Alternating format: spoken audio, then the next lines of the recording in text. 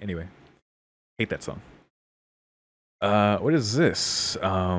Displayer. TM. Displayer, perhaps? What is this? Also, CO jump scared me like crazy. I don't like that the screen has been black for so long. I don't like it. What is this? Do I click? What the fuck? Whoa. What the shit? What is this? Oh my goodness. Wait, it's little shaky. The chest scar. Oh my god, this is like right after it happened. Yeah, when he got sent to live with the Arimas. Oh my goodness. Oh, there's Ark. Yo, is this just all the sprites? Oh my god. Yo. And to the left, you get the different versions. Oh, you get them in different CGs. Oh, that's cool. Why am I still bracing myself for a jump scare? I guess this is kind of weird. But yo, all the CGs. The Kohaku everywhere. We're going with Kohaku all around the world. Nice. Seeing her in Akia's room is brings back bad memories. Of syringes. Man, look at all these. Yo, these stairs going up. Where was this again? This reminds me of Ryudo Temple. What the fuck? Where is this again? I'm sorry, my memory's bad. Whoa. Yo, this grassy field. Oh my god. Fireworks? What the hell? Oh my goodness. Dude, that's so funny, her just being here. What the fuck? And then back there again. Oh, cool. Oh, so up is how you change characters. This is how you get there. Whoa, okay, freaky. You got Chinese dress one? Oh, the blood. Oh, goodness. Oh, man, these expressions, dude. Dude, the smile. Man, it's precious. Love it. Oh, there's... Confirmed they're the same person. Who would have thought? This is technically her sprites. Yo, there's the Chinese dress. Dude, she looks good in that. Very goog. Wait, what is this? Whoa. What the hell? Oh my god. This is how you have multiple sprites with different characters? You could like just set up scenes with this. What the hell? This is cool, man. What the fuck? Oh god. Ew. No thank you. That was gross. Oh, in her kimono. Dude. What? Yo, look at that. Oh my goodness. That's amazing. Oh, the blush with the smile. I love it, dude. Yo. Mizuka. We're about to see some fucked up sprites. The hands and everything. Yep. Ugh. The red eyes. Hey, what you got, Lynn? Shaking her head. Oh my god, the fucking side eye. That's great. All her expressions. That's great. Love that one.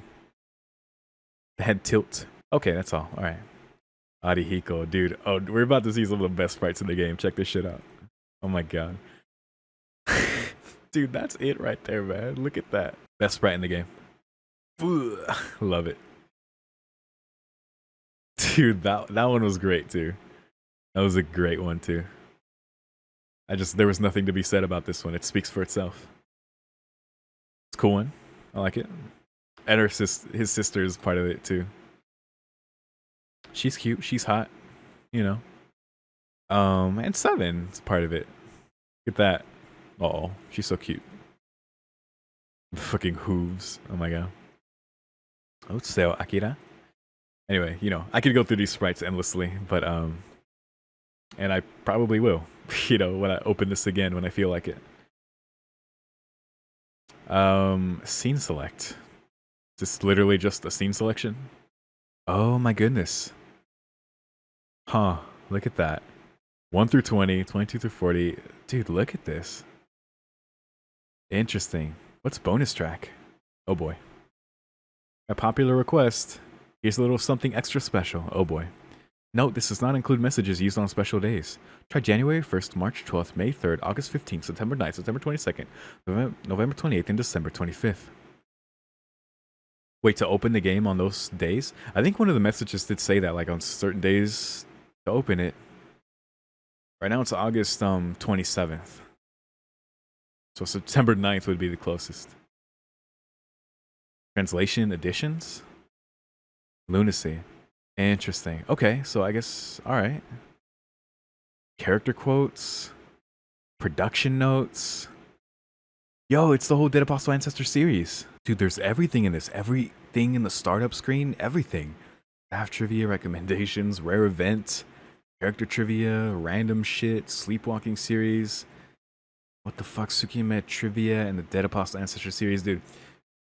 I appreciate you leaving the comment with everything, man, but I might have to react to it like this, man. That visual on screen, you know what I mean? That's everything, dude. I'm half tempted to do a reaction to like all of these. At the very least, the Dead Apostle Ancestor series stuff. I'm gonna have to timestamp this video, aren't I? Like, I'm definitely gonna be going through all this stuff, but let's go through the Dead Apostle Ancestor series. Let's see. 1. Primate Murder. Invincible Killer. White Beast.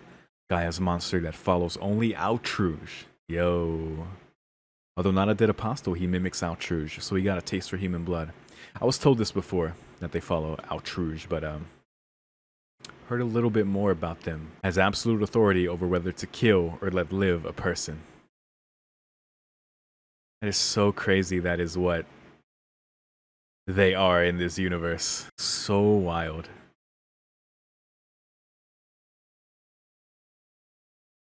Not gonna say more than that, but yeah. Crazy. 2. The Dark Six, the first Dead Apostle, the first system, but it hasn't reached 100% completion. What? Wait, that was mentioned before. Dark Six, that was in the fucking Kohaku trivia thing? Like, and I think that's like part of like Tsukihime 2 shit, if I'm remembering correctly. First Dead Apostle, the first system. Is it going to reach 100% completion? Is that happening? Oh god, alright. I like that these are little tidbits, so I'm still like on the edge of my seat like, what? Okay. 3. Brunstead of the Crimson Moon. The ultimate one. And that's all you get. Oh my god. Yep, that's her. Zelrech. Ooh. Dead Apostle Zelrech. Did I know that? Did I know that? Did I know he was a fucking Dead Apostle? Magic user. Extremely defenseless, but also one of the most righteous persons. Resembles a certain manga's Kujo Jotaro, rumored to have challenged Brunstead of the Crimson Moon because of a simple dislike. Wait, was that the reason? I knew the whole Crimson Moon lore, obviously. Heard more about that, and you know, the thing I was linked. Watched that whole thing. It was so cool. Especially him meeting Ark and everything. Because that made even more parallels, but that whole lore is really cool. But was that why? Really? Why do I feel like I'm finding that out for the first time? That he was a fucking Dead Apostle. That's crazy. Okay. Whew. 5. Ort. Lives in South American village. Has a form similar to a spider. Ort. Alright. Or ORT. Maybe it's an acronym. South American Spider Dead Apostle. I dig it. 6. Rizo Wall Strout. Black Knight Strout. Possesses the magical sword Near Dark. One of the top 3. Top 3, huh? Because of his Curse of Time, he is thought to be invincible. Interesting. Curse of Time. Huh. Has the sword Near Dark. I remember in the first what's it called? Not Melty Blood. Fucking Tsukihime remake. The first PV, the one that has the opening and everything. There's of course a scene where you see someone fighting Ark. And I still don't know shit, so don't take any of this as spoilers. I still don't know shit. Now that the game is released, I still don't know anything, so no spoilers. But I remember back then, I was like, who is that? Who's that holding that sword? It might not be this guy, because I don't remember, but someone mentioned like one of these Dead Apostles who has a sword, that it was possible that it could have been him in the remake or something, but you know, one of Outruge's guards. Okay. She killer's rival in Tsukihime 2. Wow. Laugh. No, there is no Tsukihime 2. Cries. Alright. I guess that was the intended plot for him to be involved. Was I on 7? I don't remember. Yeah, 7. Oh, Einash. Read that one. Wait, no. I got info on that, but I never found the series one. So I've got fucking Sumayer like 17 times. Used to be a normal dead apostle. The current Einash is of the 2nd generation. There you go. Man, that does not tell you nearly how crazy that is. Fucking forced. Fina Blood Svelten. White Knight. Demon of Stratovarius. Has a liking for little boys, so he sucks only male blood. Yikes. Sponsors the high class parade. Is the captain of a ghost squad. What the heck is that? What is this lore? High class parade, ghost squad. One of Altruge's guards. Okay, so yeah, I was gonna say that's the White Knight. This boy here, Black Knights. Yeah, yep, one of the guards. So that was each one of them. Did I just do this one? Oh, that was next. Altruge Brunstud, Vampire of the Dead Apostles. Mix of true ancestor and dead apostle. Can be called Arcueid's big sister, but her look is that of a 14-year-old girl.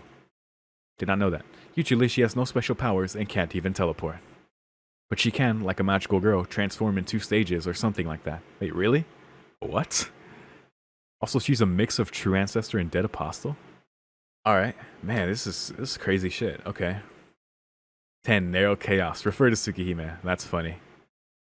I'm gonna say the same thing in Roa's thing. 11. Stanrobe Calhoun. Nickname City Eater. What? Big Eater. Although destroyed by the church. Oh, okay, they got him. His essence was enough to destroy everything and everyone related to him. What? Everything and everyone related to him. But his annoying qualities could not be matched by any other. Sounded like a fucking powerful adversary. What the hell? Oh. It was just on 11. I should keep track of the fucking number. 13. Question mark. Only rumored to exist. Tatari. Disaster. Tried to make his existence into a phenomenon, but his existence ended. Eerie. Alright. 15. Rita Rose Inn. Typical high-class vampire. Okay. Fancy vampire. Got our fucking Lady Dimitrescu over here.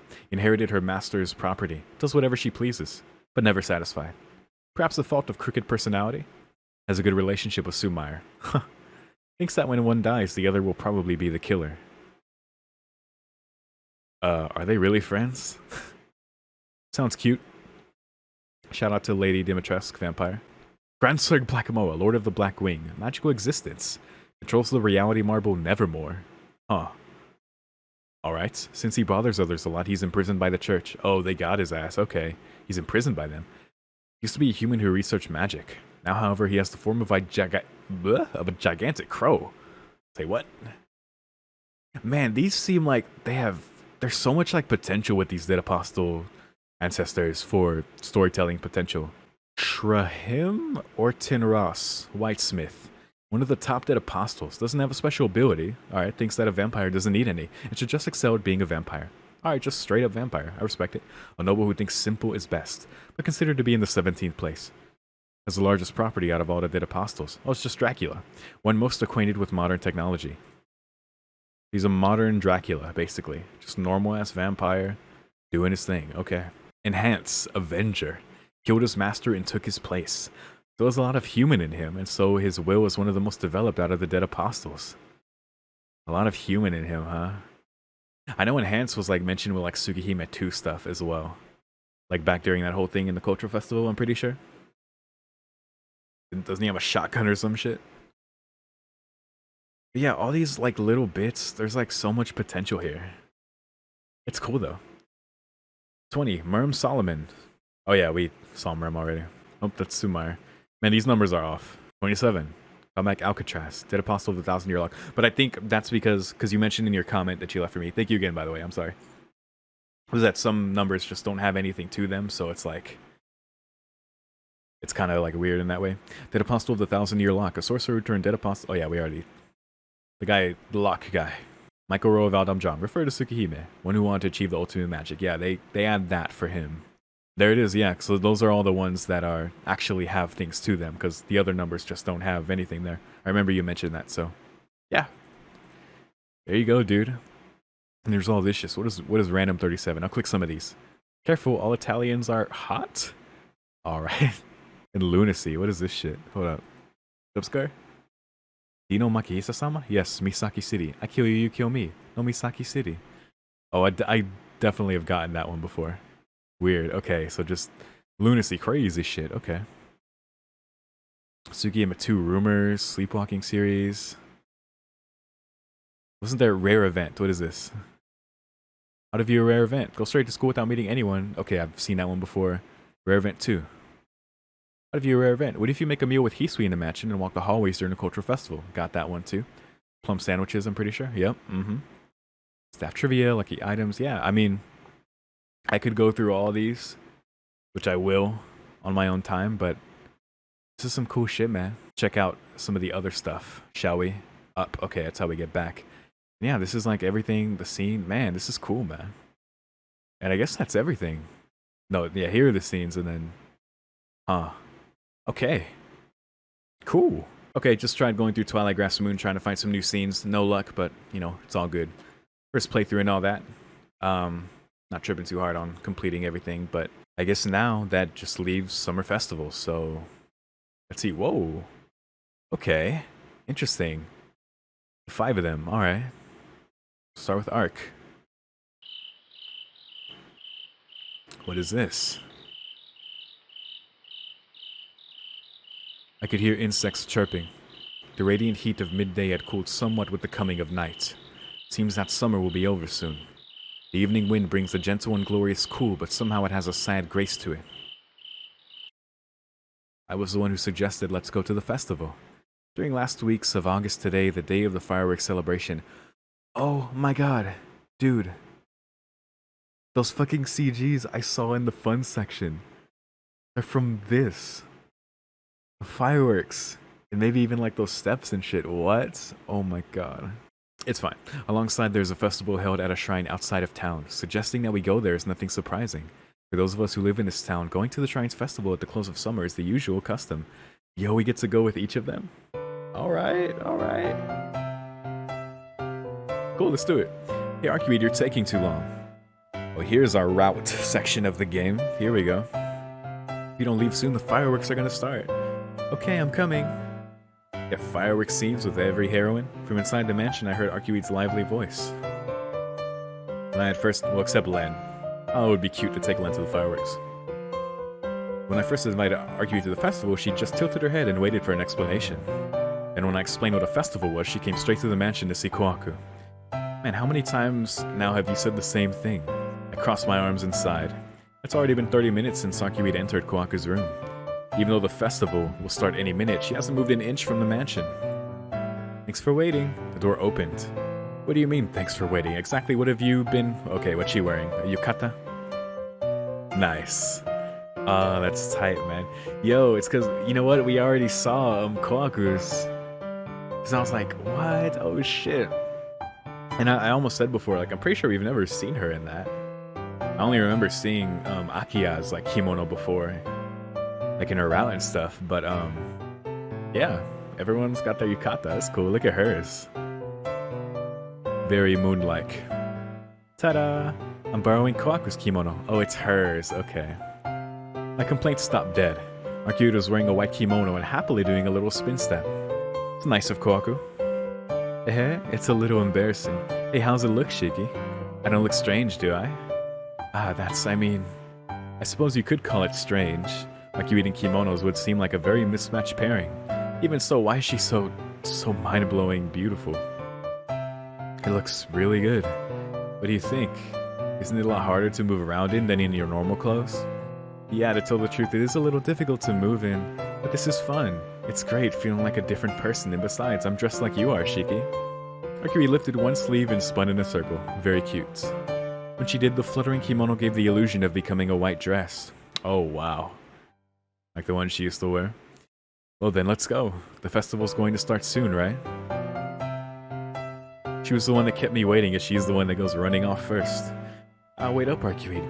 Eesh, you really are childish. I hurriedly chased that white kimono. Well, that same playful childlike Archimedes is the one I love best, though. There's no helping it, really. She's dressed unusually, but anyway, I caught up to and passed Archimedes, and we've hurried to the last festival of the year. See, yep, there it is. I was like, what are these steps? Is this Ryu, though? Like, what is this? With all that, the sun set on the road to the shrine. Ah, to the shrine, of course. Got it. The stairs to the shrine on the plateau are long, and surrounding us were other people heading to the festival. It's a common architecture, for sure. Hey, it looks fun. Even though these people are here, I don't feel uncomfortable at all, and everyone seems so cheerful. It almost doesn't seem like a human town. I walked while concentrating on the music coming from fairgrounds. That's funny of her to say. Akiri seemed quite happy, taking bouncy steps up the stairs. This festival really is a festival. Thank you, Rin. It feels nice, like everyone here is in a dance together. Akiri gave a cat-like stretch. Of course. Nah, there's no Bond dancing up there, but, well, even without dancing, it's still a festival. Bond dancing? What's that? Her tilted head asked. Bond dancing is when everyone gets in a circle and dances. Oh, that's right. Originally, it had some sort of ritual meaning, but these days it doesn't feel like that anymore. It's all new to Ark. This celebration of that people do. Contemplated Arcuid. I thought she had something to say, but never mind, let's hurry and go. It looked like it's already started. Dude, look at this. So good, man. Energetically, she rushed up the steps. This is cute. This is a lot more content than I expected for the end. I'm okay with it, though. In the ground, various sorts of boots were lined up. Oh, excuse me. Starting with cotton candy and goldfish scooping, then a modern mask shop and a rifle range, a drum game that could be found at any video arcade, etc., a bustling scene of activity enough to dazzle the eyes. Therefore, the grounds were jammed with people, so we needed to be careful not to be separated. But then... Hey, what's that, Cheeky? What did she see? Every time we passed the shop, Arcuid stopped. Oh, she's into everything. That's a water balloon. You fill the inside with water, then when you hit the rubber outside, the water goes splash, splash. It's not really interesting, so let's keep moving. Keep moving. I think it's neat. Come on, buy one, buy one. Listen, you. Ever since we started, that's all you've said. At this rate, you'll hit every shop. Of course, that's what I intend to do. There's about 40 shops here and all, right? Damn. That means there's only 30 left, right? Like hell, right? Damn, you want to empty my wallet, don't you? In between muttering similar complaints, Cramps, give me one of those, please. Not that one of the white ones. Yeah, that cat-like one. Of course. Onoshiki pulled his wallet out from his pocket. I'm really indulgent, aren't I? It's a special day, it's a special day. Poor Shiki. Arcuid's rampage through the booths continued. It's worth her happiness and all that. With a continuous bap bap bap bap from hitting the water balloon at super high speed, Arcuid proceeded to plow her way through cotton candy, yakisoba, and goldfish scooping. Dude, I want to try yakisoba. It looks good. I enjoyed myself watching, occasionally joining in. And so we passed the time. At a loud boom, we looked up to see a large glowing flower bloom in the sky. Oh, the fireworks. Hey. The fireworks. Oh, with the sound effect. Nice. One after another rose the waves of multicolored fireworks. Arcuid, the fireworks are stopped. I looked to the side and my voice halted. Arcuid was wordlessly, childishly staring up at the fireworks dyeing the night sky. Bam, bam. The sky was burned with sounds of explosions. Red, blue, and glowing like the Milky Way, those fleeting man-made stars. Nice. They were beautiful, those never seen in nature, illusionary flowers. This is the best way I've ever seen fireworks described. Arcuid just stood staring. Wave after wave they rose, those clusters of fading lights. What she saw there, I don't know. She just silently, longingly, as if for a distant home, stared up at the burning sky.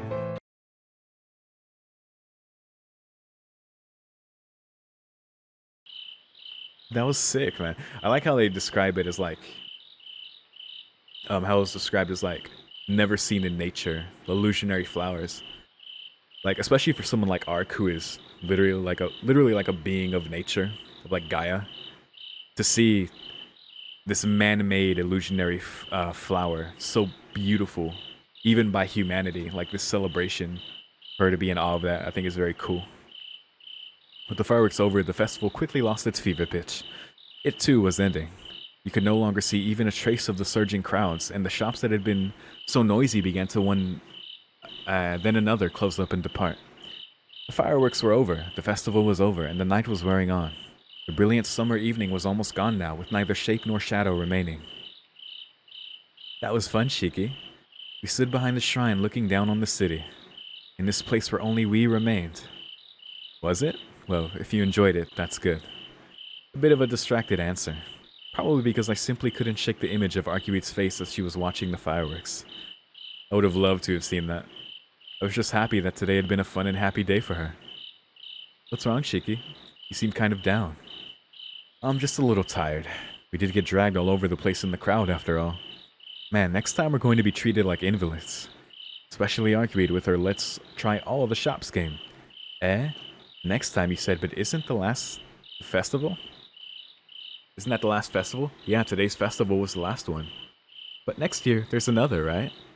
As long as summer comes, the festivals will go on forever. Ah, that's right. Right, next year too, I can go with you, Shiki. Aw. Yay, celebrated Arcuite. Dude, she is so adorable. Looking at her, I couldn't help but smile too. That's right, this festival is over. And tomorrow, the hot, fun days of summer will be over too.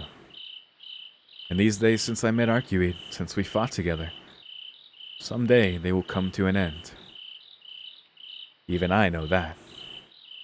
And surely, that end is not too far away. But even so, as long as I can live these days, as long as I can walk by Arcuite's side, then I would be foolish to regret that. And how, buddy? I'll drink some water to that. And that was like the big thing in Tsukihime too. That message. Very fitting to feel again here. Hey Shiki, what do you want to do tomorrow? School's still closed, so let's go play somewhere. That sounds good. The beach, well, that'd be bad. So let's go into the mountains. Not many days left, so if we don't hurry up, they'll end.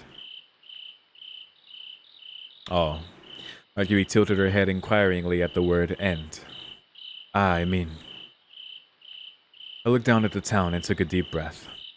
The night wind was a little cool and swept across my sweaty body. This festival is over, but there's no time to regret that. The days go on forever. Summer too is over now, isn't it? I mean, the seasons turn again. My time with Arcuite isn't over yet.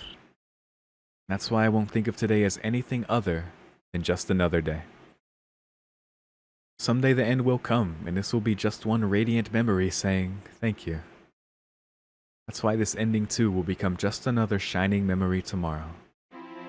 Then, let's go, Arcuite. Oh shit, this song. I stood up. Arcuite hurried to keep up as she came along. This song is perfect for this here, yeah. Just heard the shit in the jukebox. Thus from the plateau overlooking the town we returned to our normal city lives. This hot summer is over. So until next time, when these happy times are added up and the end has come, once more remember this summer. Man, that's tight, man. Very sweet note to end this VN on. Because one day I'll look back on this VN as a precious memory, you know? Fitting that this unlocks at the end. It's cute. I see what it's doing. Look at the contribution illustration. Coma. Here, the English patch. Dude, big shoutouts, dude. Big fucking shoutouts. Mirror Moon, Team Sky, big shoutouts, man. Thank y'all so much. Never would have played this ever in my life. Nasukinoko. Clap, clap, clap, clap, clap. Production director. Takeuchi. Clap, clap, clap, clap, clap. Dude, everyone who worked on this shit, man. To the ones who made it, to the ones who translated it, man. Produced by Type Moon. There it is, man. 20 years, dude. Oh, now I get a Nash. Now I don't get fucking Sumire in the fucking Dead Apostle Ancestor series. Alright, buddy. Ciel time. Go to the festival with Ciel. Let's go. With my future main. As I go into Melty Blood right after this, man. I can't wait. My fight stick's been collecting dust, man. When I play Tekken, I just use my PS4 pad. Because I'm too used to playing with that. Can't wait to bust out the stick. You know what I mean? I could hear insects chirping. Anyway, the radiant heat of midday had cooled somewhat with the coming of night. Seems that summer will be over soon. The evening wind brings a gentle and glorious cool, but somehow it has a sad grace to it.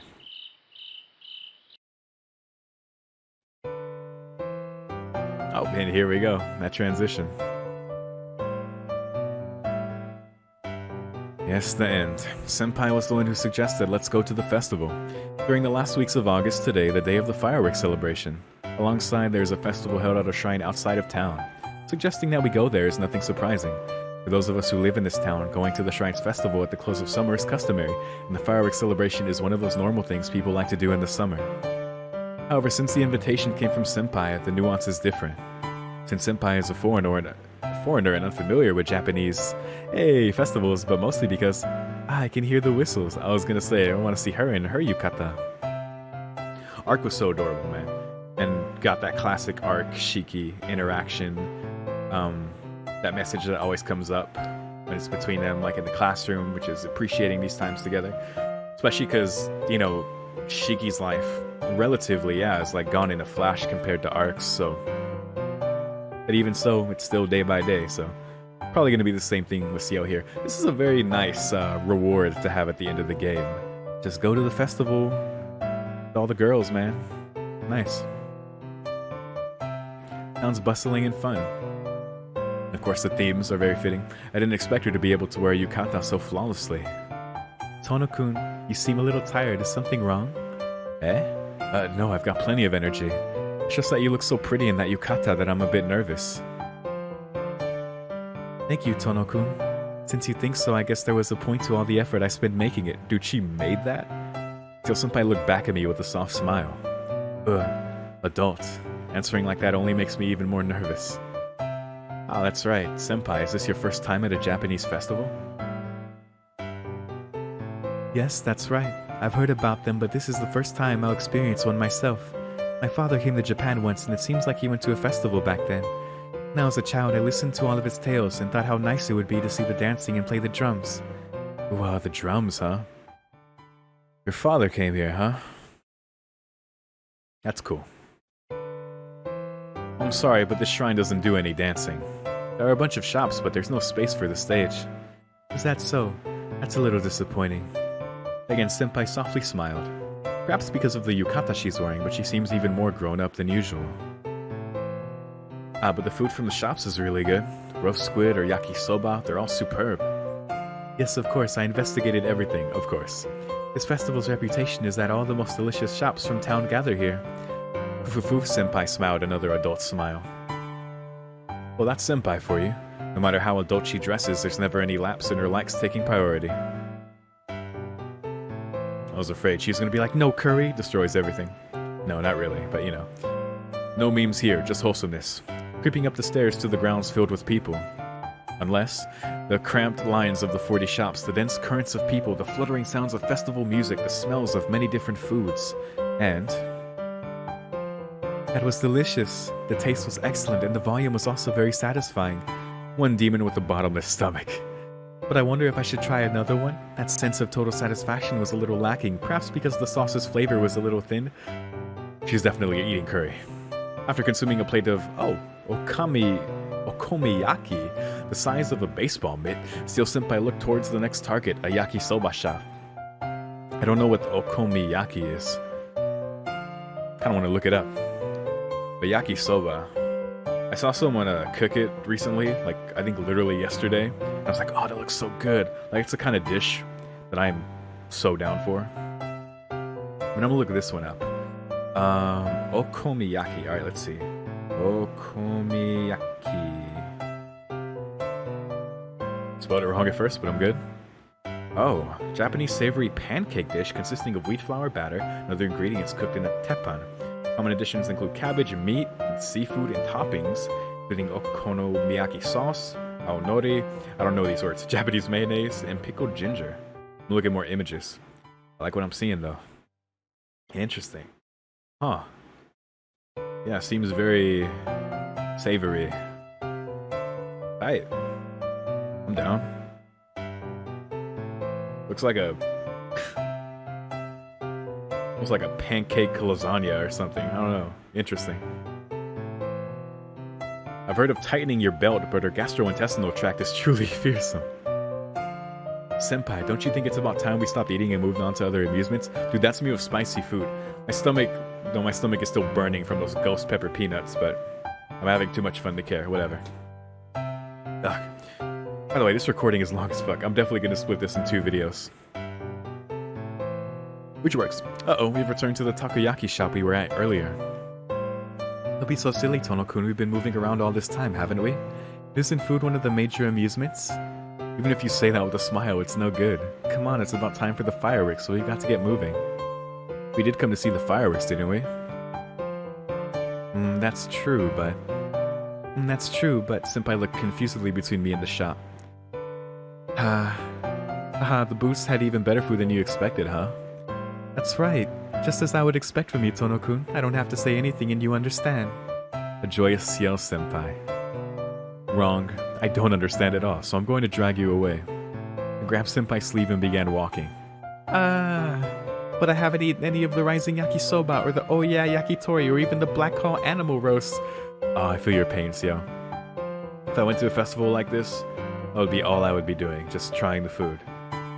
Well, if my wallet allowed me to do so, but yes. Yeah, it's better if you don't eat anything with strange names like those, so we're going this way.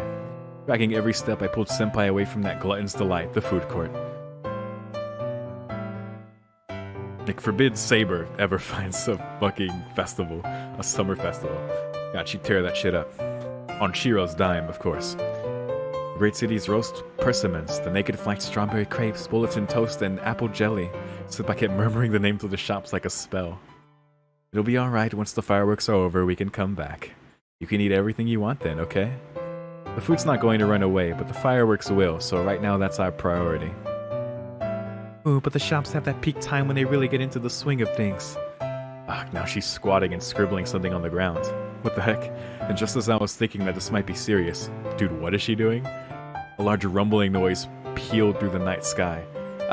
Senpai and I gasped in harmony. At the same time, we looked to the sky and saw, oop, there it is. Blooming brightly in many colors, flowers born from gunpowder. Bam, bam, bam. This is part of the plateau after all, so it feels very close to the fireworks. That blaze of glory. The smell of gunpowder and the scattered fragments of those flowers of flame. The night sky was muddied by smoke, but amidst the smoke designs of red, blue, orange bloomed and fell one after another. Damn, Nasu came up with even more descriptions of fireworks. I like it. Aren't they pretty? I heard Senpai's voice from beside me. Yeah. Only that empty response, I stared upwards at the incessantly flashing sky. One by one the lights appeared, disappeared. While watching their beauty, I suddenly realized how precious this day was. Yeah, exactly. With the appeared, disappeared, it exactly made me think of that. Always come to that conclusion, I like it. The fireworks continued to rise without pause. And in the one instant of shining above the distantly seen earth, I could see eternity. Damn. That one was incredible. A 5-fold cluster of fireworks, I heard from the side. Senpai stared upwards to the fireworks staining the sky. As I looked at her profile, I thought, for how long can we go on like this? But that has nothing to do with this moment. Before us lie many mountains of problems, and it's difficult to imagine that we could stay like this forever. That has nothing to do with now. Just like those fireworks shining in the heavens fade in an instant, yeah, there's nothing that lasts forever. But in that radiance you can see eternity. Storing that irreplaceable and unrepeatable moment in your heart, you move into the future. I love that. That's probably like one of my favorite themes or like lessons within these visual novels. That might be my favorite one, honestly. Just because it's something that I always feel, man, every time like I'm with my, fiance or with my family, with my little brother, I'm like hugging him or I'm like, hugging her, or it's like it's a joyous moment. I always like anyone, I'm sure anyone like feels this, that it's like fleeting, right? It's like I'm here, but you feel it slipping, and eventually it passes. But you can't think like that, because like you have to like appreciate that shit in the moment. Like, you have to push that to the side because, like, it's just terrifying to think of the future regretting not cherishing those moments more, to not, like, fucking etch that into yourself and just to be able to look on it happily rather than, man, I should have enjoyed that moment more. Like, to look back on that longingly, which you are still going to anyway, you know, if we're so lucky enough to get to, like, an old age, right? But, you know, that's why I love this lesson so much. It's cool. When these fireworks are over, the festival ends. When the festival is over, that means summer 2 is over. Summer 2 is over, senpai. The first summer's end I've spent with her. Eh? Did you say something, Tono-kun? Nope, nothing. Just that group of 6 fireworks was impressive. Wasn't it? This is how fireworks should be. Happily, Senpai responded. Smiling back, I looked up once more. The rings of fire blooming in the sky. The festival's ending brushes away the uncomfortable sweat of the summer day. Any moment that flowers will fade. The flowers will fade and the night will regain its previous quiet. A twinkle of just living day by day. But in a heart burned by those flames again and again, someday scars will form. Dude, oh god, that's good. That's fucking good. Damn, Nasu. Ugh. Beautiful scars, man. I love that. Man. 8. That one was 8 fireworks, Tono-kun. Beside me is the smile of my beloved. Oh my goodness. The fireworks will cease, the festival will close, and the summer will end. Before I knew it, my hands were full of all the many things and traces of the year. Oh. It's about time for the finale, senpai. Looks like the end will be a group of 10 or even 20. So right now, I'll just move forward without thinking those dark thoughts. Seasons will pass and my years will come to an end. But until then, I'll just keep moving forward, because that's life. Yeah, what else can you do? Even should I end up in heaven right now with my beloved, I'll make more memories than anyone could hold. Damn, dude. Love it. That line was tight, man. That line was heavy. So then until next time, and next year's summer, let it be a splendid hot season.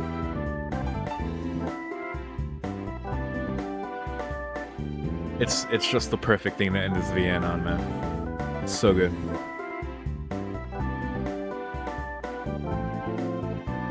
It's just celebrating life, man.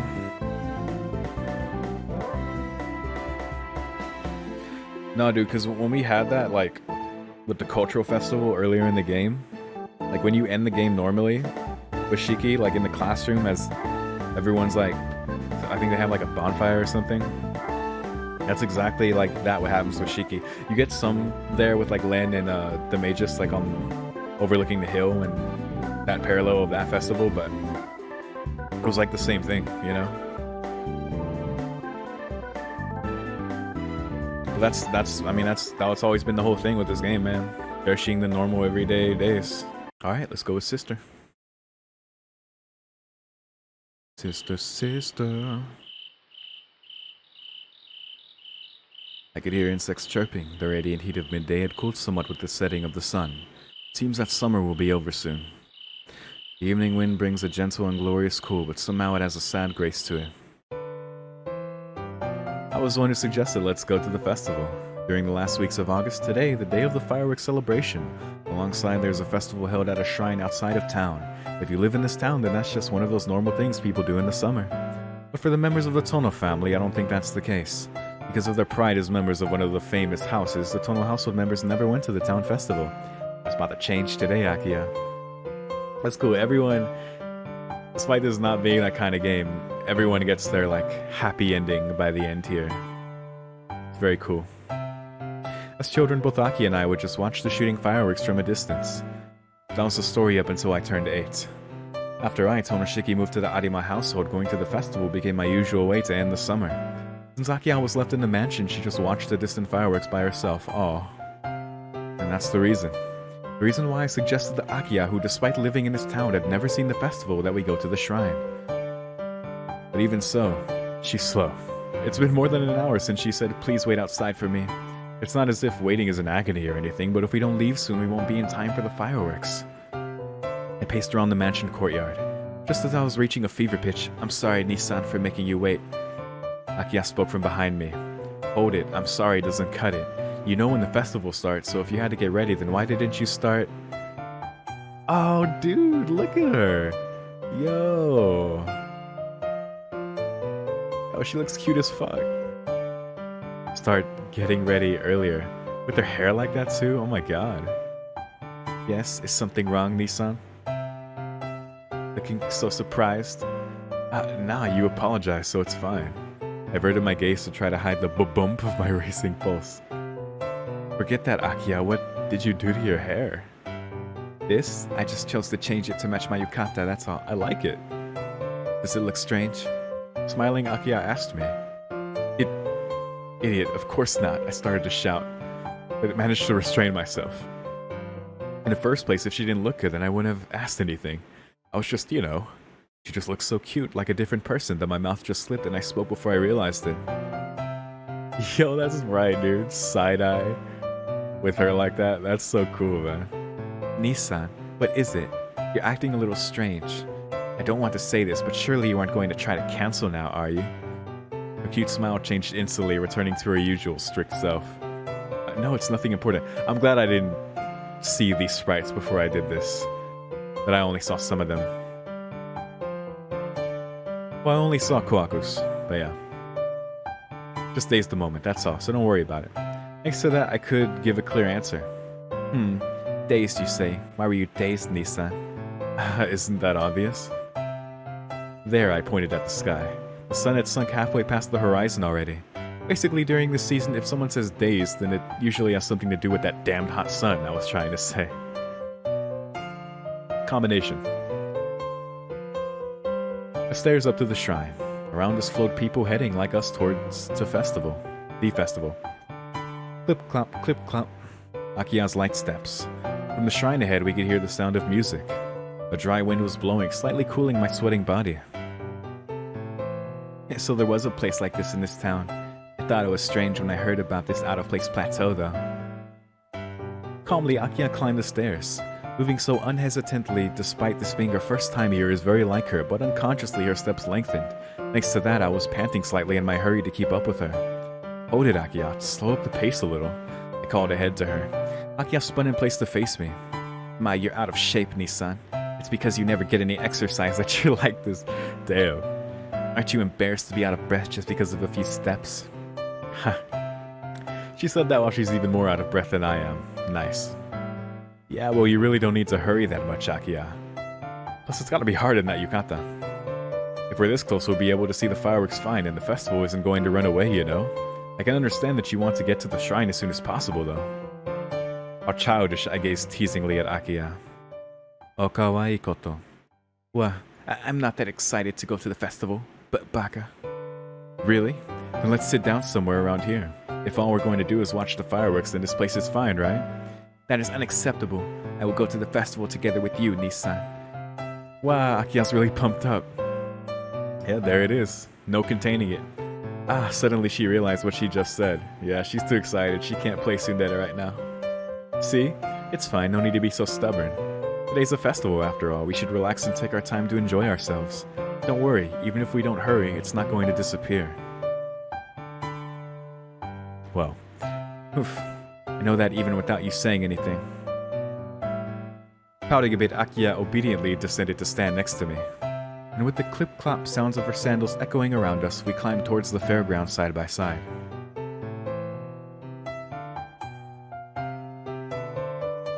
The grounds were almost a different world. Lines of shops big and small lit up every which way. The paths overflowed with crowds of people, and in our ears was nostalgic festival music. Here and there hung paper lanterns, their pale glow lighting up the night, almost turning the grounds into bustling daytime. As soon as we reached the grounds, Akiya caught her breath. But I didn't think it was because she was overwhelmed by the clamor of the festival. Neither of us were children anymore.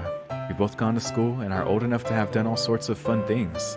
I thought we wouldn't be shocked like children just from seeing a little festival like this one. Fair enough. The reason Zakia stopped breathing was surely her childhood dream was finally coming true. Aw. And I was the same. That wish from 8 years ago. I and Akiya and Hisui and Koaku-san. My wish that we could all go enjoy ourselves together at this plateau shrine was finally, so late, becoming reality. Oh man. Well then, Nissan, with a sigh like waking from a dream, let's have fun. Let's see, how about we start with that shop? Akiya suggested calmly. Of course, in the time left until the fireworks start, we're going to visit every shop. In another timeline, Ark and CO are shaking their fist. Grabbing Akiya's hand, I ran off. The overflowing crowds, amidst them we played to our heart's content. That's dope, man. This is so fucking sweet, man. And the whole context with, like, back then, that wish.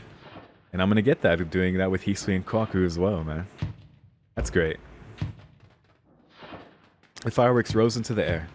With a pow-pow, they illuminated the dark nighttime sky. The radiant fireworks meant the end of the festival. Those momentary flowers that lived in beautiful full bloom for only an instant. And I really appreciate that.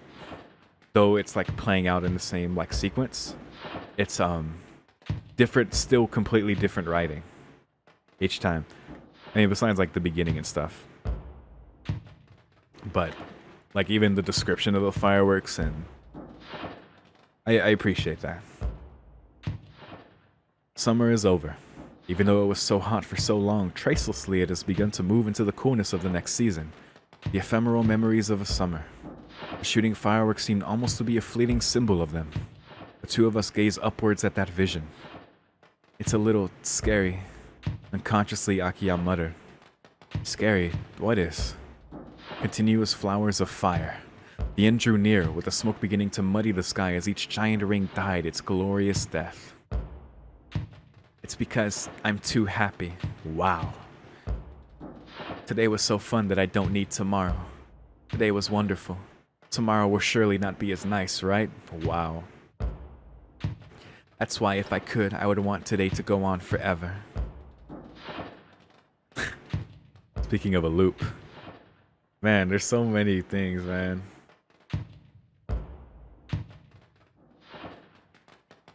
And that's scary. Akiya whispered. That is. This happy moment and unease at its ending. It's because the best moments in life are the best because they can't continue for long. This is something I know well. That unease. Don't be foolish, Akiya. It's something I too suffer. It's so relatable. Am I a fool? Yeah. Happy times don't end. Even when they're past, they'll come again. Even if it's nothing more than another typical day. Even though the end of this festival means the end of the summer, too. Because if the person you need is by your side, then your happy times can continue forever. That's right. That's because the one who taught me that was you, Akiya. Wow. Got it? If you want to be happy forever, then don't desire today to never end. Just never let go of your own happiness, is what... Oh. Just never let go of your own happiness, is what you want to say, I see. Well, now that you say it, I see that you're right. Never let go. I really am a fool, she muttered. Slightly tired, Akiya stared up at the white puffs of smoke in the sky. As soon the festival's final moment had come. Grandly flying waves of fireworks. As if all of today's all of this summer's events were being flung into the sky as tempestuous artificial flowers. These sorts of showy fireworks are nice. Oh, aren't they, Nissan? Yeah. At heart, you're fond of showy things, so I was sure you'd like them. Yes, I've taken a terrible liking to them. That's why I'm going to be managing next year's fireworks festival. Nice. Wow. Smoothly pronouncing that absurd line was my sister. She already decided, huh? Wait a second, Akiya. No matter how much you liked it, isn't that a bit extreme? Well, since that's decided, things might get a bit busy. Let's see, are there any companies in the Tono group that produce fireworks? Muttering, Akiya immersed herself in some strange vision. She wants this again. She wants it even better. I love it. Seems like next year is going to be crazy too. But well, it'll be fun. Just like Akiya said, that as long as I'm there, she's happy. If Akiya's by my side, then I'm happy too.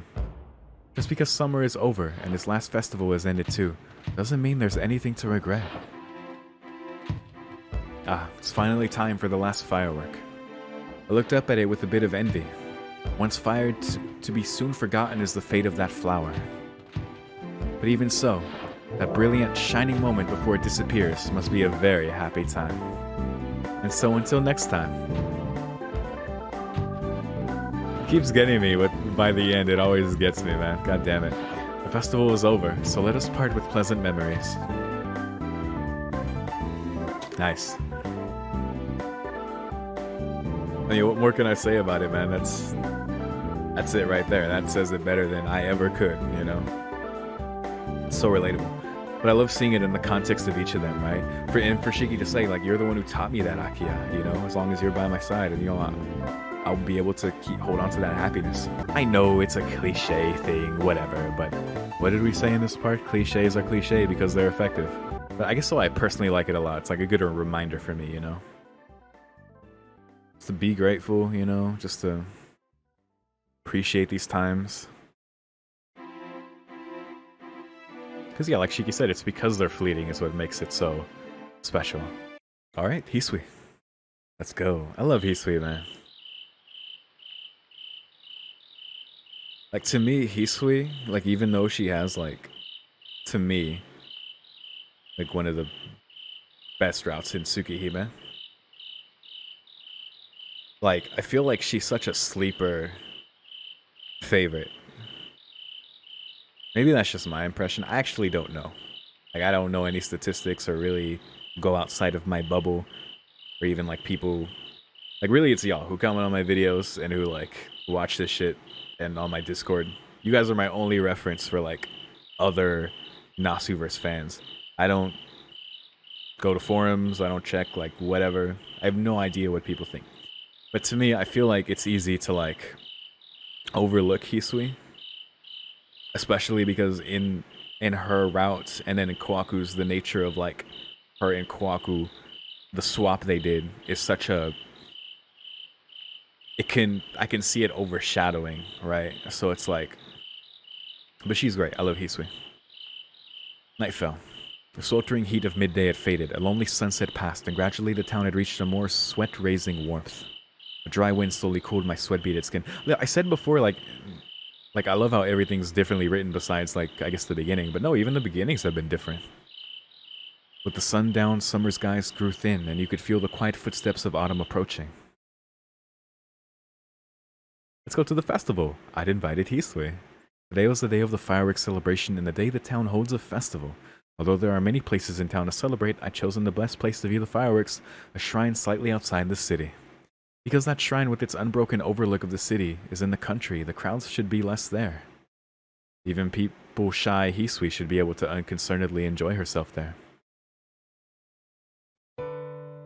Walking a causeway through the rice fields. From a distance we could hear the music of the festival band.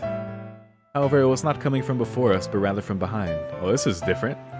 Amidst the chirping insects and summer breeze, we turned our backs on the festival that had only just begun. I remember this CJ now. Yeah, I saw this in the fun section, but just now seeing it. Hey, look at her. Aww. Shiki-sama, even now it's not too far. Will you not go back? I can return to the mansion by myself. No, it's fine, Hisui. If you're going home, then so will I.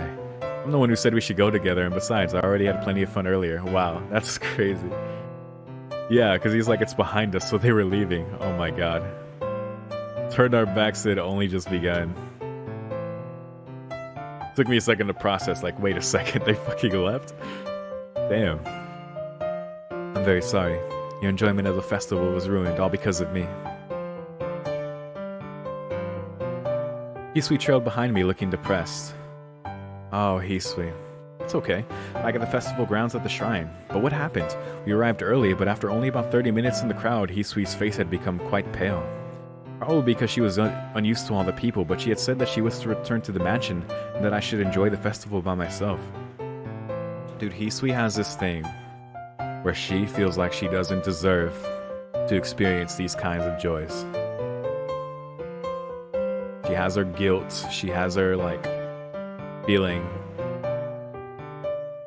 But nah, we're celebrating this shit. There's no way I could do that, and besides, being by myself would just be boring. Whatever we end up doing with Hisui, however we celebrate here, I'm fine with, but she ain't being by herself, damn it. That's why the two of us were returning to the mansion before the fireworks even began. Thinking she offended me, Hisui walked slowly along. Hisui, are you still upset? Yes, because I accepted your invitation. All I've done is cause you trouble. I regret that I did not wait at the mansion for you to return. You didn't cause any trouble at all. Rather, this is the best time I've had all year. But if you didn't enjoy yourself, Hisui, I'm the one who should be apologizing. Hearing that, Hisui put her hands over her mouth. Sorry, Hisui. Ever since we were kids, I've dreamt about going to the festival with you, so I pushed you into this. I was the one who caused trouble for you. No, it's not. Not like that at all. So, Hisui, you had fun? After swallowing her words several times. Yes, I had fun, Shiki-sama. She said with a soft smile. Dude, her smile is worth $1,000,000. So the two of us walked the causeways. As we drew apart from the shrine, the silence grew until the only noise came from the insects. Two of us walked alone along the unpaved earthen paths. Ah, being like this isn't bad. Nice atmosphere, I muttered and stretched broadly. Maybe I looked a little strange because Hisui smiled softly. Yes, it is. I like to be like this too. Hair waving in the breeze. Even now that smile seems about to vanish, but it will remain forever in my heart. Instead of the fireworks, her smile, huh? If I can see that smile, then I don't need anything else. Hisui, when we get back to the mansion, let's do some fireworks. Yeah, dude, home fireworks. Ooh, it's 4th of July. For some reason, we're gonna pop them 2 days before 4th of July and like 3 days after. Are those gunshots or those fireworks? Fuck if I know. Woo! We can buy some sparklers or something. That's fine, but please refrain from using any strange fireworks. It would be terrible to start a fire in the woods on the estate. That would be bad. Don't worry, don't worry. I won't buy anything that flashy. Smiling at each other, we walked down that road. Wouldn't it be great if this road went on forever? Man, I love the whole different context to this. But, I mean, that's perfectly fine with me. Like, whatever, like, because clearly she enjoyed herself, right? It's like her own thing that caused her to leave and say, enjoy it by yourself. But either way, man, to just be with her, like, regardless of the festival, do the home fireworks. Like, I love this whole new context to it. That's the exact same message, you know? Looking up at the sky, that absurd thought crossed my mind. Shiki-sama, what is it? Why have you stopped so suddenly? Huh? It's a little sad, that's all. Soon this road will end and we'll be back in town. Since it is the festival and all, I just wanted to stay like this a little longer. That's not what I meant. Once we get back to the mansion, we'll do something else fun, so it's not like I don't want to go back at all. It's just that, you know, this year's summer is over now. Yes, it is. Truly, summer is over. Solemnly, sentimentally, we stood there on the causeway. And so, sealing the close of summer, the final salute rang through the air. Ah, Hisui, look at the sky. The two of us together, surrounded by the soft, silent countryside, stared upwards into the heavens. Hey, we were here long enough to see them. Nice. My breath caught. Being right up close is really different from seeing them from the town. Ah, all the many colors. Oh, so they're right there, huh? The explosive bangs that shook the eardrums. The flowers of flame that rose into the dark of night exploded, then faded away. Oh, right, because they're on the causeway, okay. And countless shooting stars. At one instant, like a red Milky Way. It's beautiful. All I could do was nod in response to Hisui's voice. Only this one night would the sky be dyed with flames. But even so, that one instant was so beautiful, it would not be forgotten. That false eternity that I come to see every year. There's that word again, eternity. I love that as a descriptor for this. To see eternity in it. It's like everything, and then it's like gone. but you know, it stays with you. It's cool.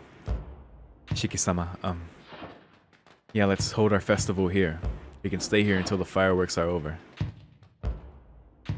Yes, answered Hisui. Without even sitting, we look to the twinkling sky. Surely that was only for an instant. One twinkle faded, then another shining star the same. Just like the two of us could not be like this forever. The scenery will soon end.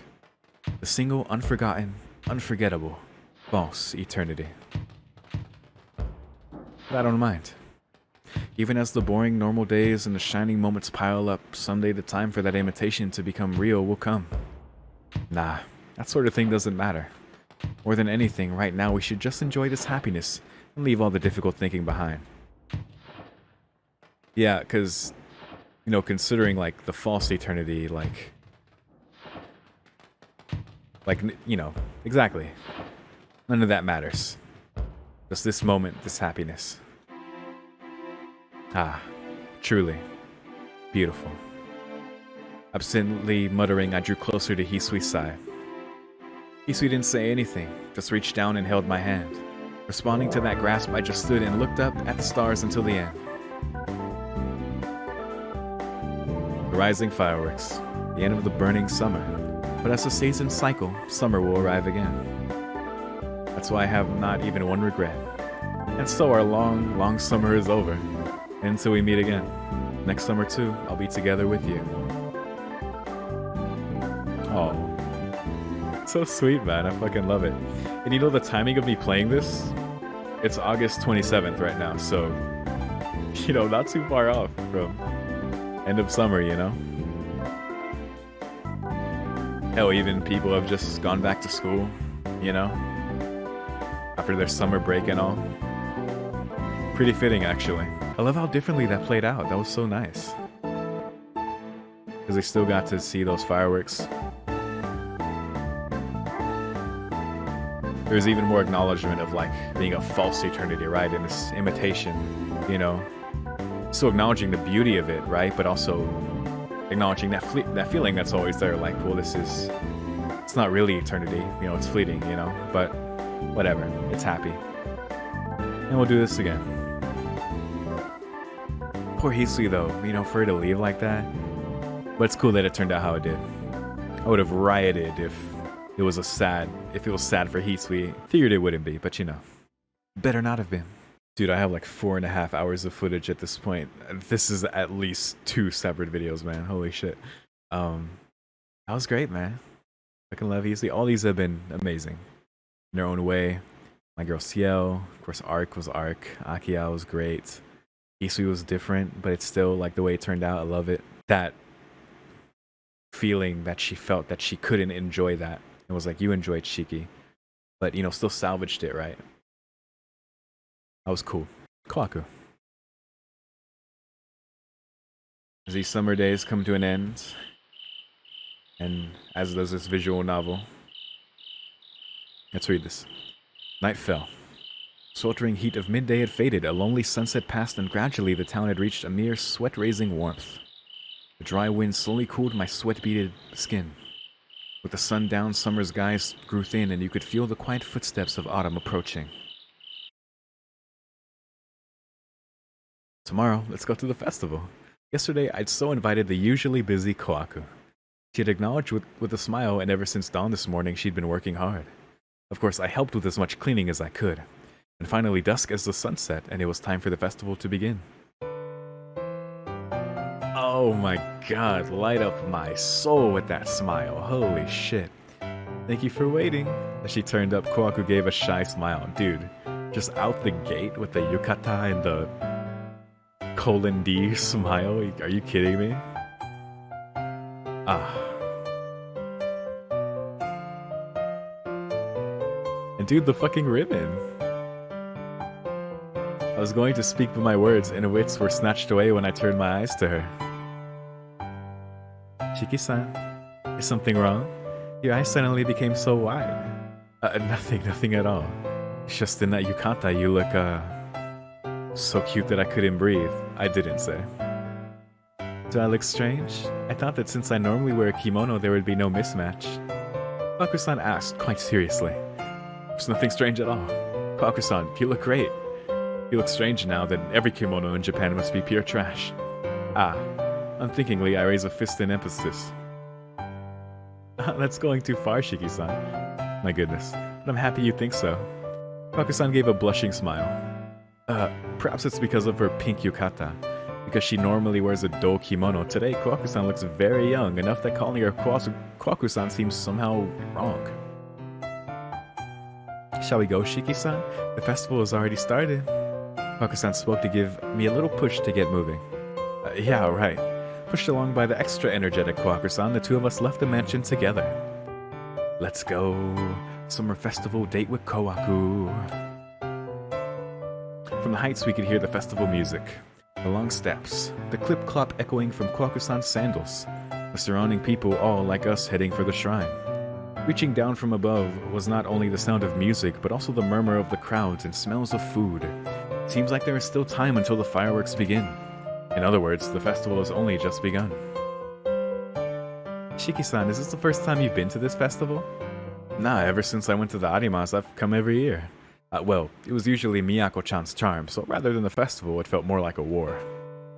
Is that so? This is the first time for me. I've actually been to the festival itself twice before, but today is the very first time I've been able to go inside. Who's Miyako again? Was that his, like, cousin? Or, like, the Arima child, right? Is that her? On top of that, I'm together with you, Shiki-san.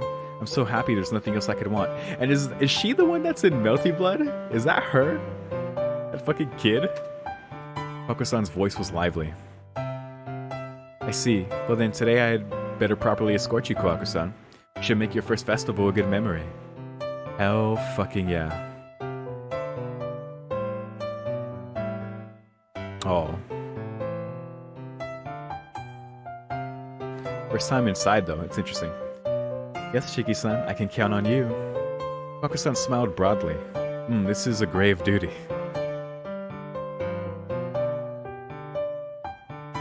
The grounds were overflowing with people.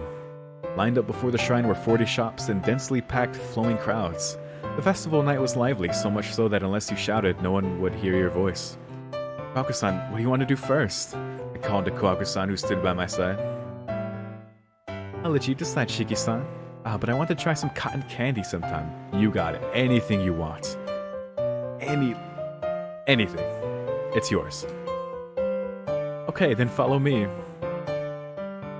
Push my way through the crowds. Like with Ark, I'm like, oh, poor Shiki. With Kwaku, dude, empty my bank account. Get anything you want. Like this poor girl.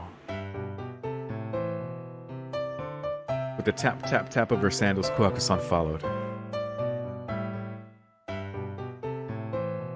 And so Kwaku-san and I explored the shops together. You seemed to have fun just looking at the booths and trailed behind me without buying much at all. This is what happens when you read a visual novel for like over 4 hours. However, there was one problem. Maybe it was because of the narrow paths, or maybe there were just too many people. But every time we walked a few meters, Kwaku-san was almost swept away. Even so, she seemed to be having a great time. Smiling all this time, occasionally letting out a childish wah or kya of excitement, looking happier than I've ever seen her before. Nice. Shiki-san, I have a favor to ask. Kwaku-san pulled up against me so I could hear her. Yes? What is it, Kwaku-san? Yes, Shiki-san, can we hold hands? My heart. Yes. Red-faced Kwaku-san asked for something that I should be begging for. Hold both our hands. You want to play... Hold both hands. You want to play Ring Around the Rosie? Like, we can do whatever you want. I could tell that my own face had turned red. Yeah, that's right. If we're holding hands, then we won't have to worry about being separated. Pretending to be calm with an effort, I tightly gripped Kwaku-san's hand. So cute, dude. She fucking deserves it. Then the fireworks rose into the night sky. Behind the shrine, on a plateau overlooking the town, Kwaku-san and I stood looking up at the sky. Ooh, amazing. Shiki-san, did you see that firework just now? All sprinkled like that, it really looked like a willow. I saw. It almost looked like it was going to fall on us, didn't it? Yes, it was so pretty, it was almost scary. So she said, but the fireworks weren't the only beautiful thing. Even while watching the fireworks, I was also watching Kuwaku-san's smiling profile at my side. Reminds me of Kaguya-sama. Shiki-san, what is it? Why have you suddenly fallen silent? Do you feel ill? She seemed worried, and I shook my head to indicate no in response. It's nothing. Just a little regret. If you're going to be this joyous, then I should have taken you all sorts of places even sooner. Summer is already over, so it feels almost too late. I said shamefully. But my words, my, what are you saying? It's not like you, Shiki-san. Kuwaku-san brushed them off with a smile. Certainly summer is over. However, isn't that unimportant? After summer comes autumn, and after that is winter. But if it just has to be summer, Shiki-san, then, well, that too will come again. There you go. After a while, the next summer will come again. Exactly. As Kuwaku-san spoke, pow, an especially large firework exploded. Ah, Shiki-san. It's a star mine, a star mine. Look, look. I don't know what that is, but look.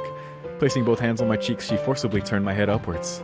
And there I saw a beautiful firework falling that certainly would have been my loss to miss. See, isn't it pretty? Since we did come to see them, not watching would be rude. They're over in an instant, so if we don't remember them, then it would truly be a shame.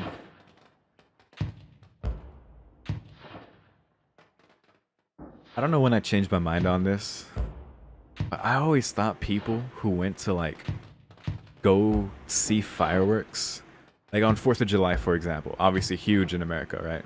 It's a big thing. Everyone pops fireworks in their backyard. They have obviously public displays of awesome fireworks shows. And I always thought, man, because I've in the past admittedly been, and I still catch myself sometimes being like kind of a cynical guy, just kind of like, you know, whatever. I'm a homebody too, so it's like, man, why do people go to the trouble of like going in like packed parking lots, so many people around, like just to sit for like not even that long to watch this fireworks show, and then it's over, right? Then you have to get back in your car, and then the parking lot's full, so it takes forever to get out, and then forever to get home again. And I always thought, man, that is so strange that people do that. Like, I get it. I'm sure it's like cool, but this is it right here. This is exactly it, right? Especially if you go with someone, right? You see the joy on their face. That is a moment you share together. You don't even necessarily need someone else. That is just something you could cherish like on your own, but absolutely with someone else, that is just, that's everything right there. That is a memory that'll always be there. I've been taken to some when I was younger, like family stuff, because, you know, family takes you to everything when you're younger. But I think I would like to do so again. This especially makes me want to do that, man, you know? Kuwaku smiled. That smile was truly innocent, and it was obvious that she was just enjoying every instant of the festival from the bottom of her heart. Yeah, that's right. You're going to disappear soon, then. Right, if you don't enjoy it to your heart's content, leaving no regrets, then it truly would be a waste. Ah, that's exactly right. If you have the time to regret what is past or what is to come, then it's a waste not to enjoy the present. Waste of time, man. Even as the fireworks stop, the festival ends, and summer changes to autumn. Autumn is tight. I love autumn. As long as we exist, the time for us to meet again will come. I lose. Staring up at the falling fireworks, I absently muttered. Excuse me? What did you lose? Isn't that obvious? If there's anything to have lost to, then it'd be either this blazing summer or the one by my side. Yeah. I really love you, Kuwaku-san. Oh my god.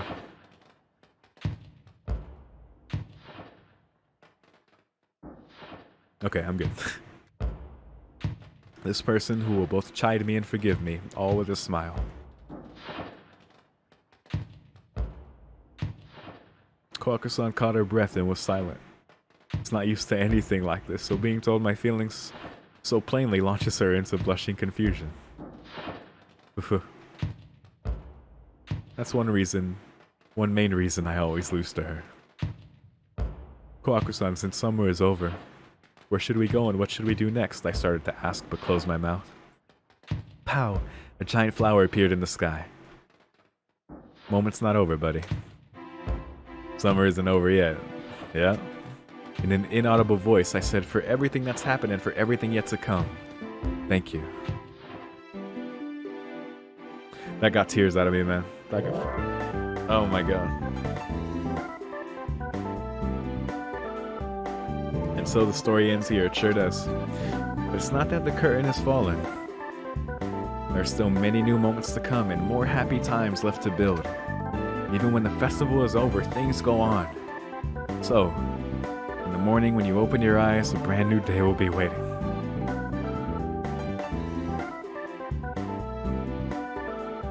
Feels like talking to us at the end there, man. God, that got me, man. That fucking got me. As soon as he said I love you, I broke. And everything after that just added onto it.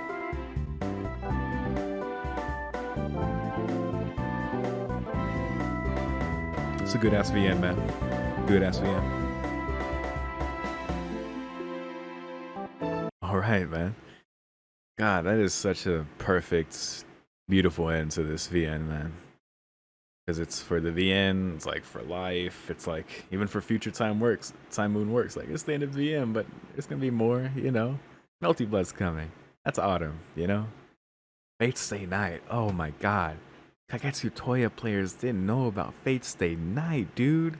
Just stay grateful, just all that shit, man. I don't mean to sound like a fucking YouTube motivational speaker right now, but I just feel that message, man. I feel that shit a lot, you know, so. That was tight. That was good. I mean, I said how I feel about all that already. And the Koaku one was just, got me, dude. Yeah, that was great. Fuck yeah, dude. Yo, okay, first of all, shout out to all these illustrations. I've clicked on this before, but I didn't take a closer look just because, you know, still going through the game and stuff. And I figured at some point I'd, you know, just go through these. But I was told that after I finished everything, there would be something else at the end here. So I think this is going to be the last thing. So we'll look at the pictures and stuff and call it. I'll talk about things as I go through the pictures, but yeah. Special story, drinking, dreaming moon. Whoa, alright. Arihiko! Oh, right into it. Dono, you bastard! Oh, this is Naruto. Okay. Tsukihime style. And then they clashed with their Rasengan and Chidori. The man's scream split the dark, engulfing the city streets. Arihiko running by my side was sent flying by one merciless punch from Arcuede. What the fuck? Wait, is this Melty Blood? She'd taken advantage of that one instance opening earlier when Akiya's hair had shot past us. Even though I glanced at my lost friend, I couldn't stop moving. My true friend, always by my side throughout this running battle, had finally died. Oh my god, rip Arihiko. Don't just kill me. Don't just kill me. But your sacrifice won't be in vain, Arihiko. Wiping tears from my eyes or pretending to, I ran faster. I can't let myself... That was my best Arihiko death rattle. I can't let myself be caught by them here. If I am, then it'll be like everything else. There's already been too much love comedy crap. Enough of that crap. I won't take any more of this. I'm going to sit down and have a nice quiet cup of tea on the veranda. Dude, this is like the perfect response to CL's good end. Quote unquote good end. Too much love comedy crap. Where's my proper CL good end? I want to have one day, all day, to just quietly sit around trimming my bonsai. For that goal, even if it costs me everything, I need to escape those girls. Dude, this is Shiki breaking free of the Matrix right here, dude. He's about to bust out of a visual novel. But I've already lost my hiding place at the Inui house and lost my human shield as well. Even so, I kept running. My will is firm. My will of fire.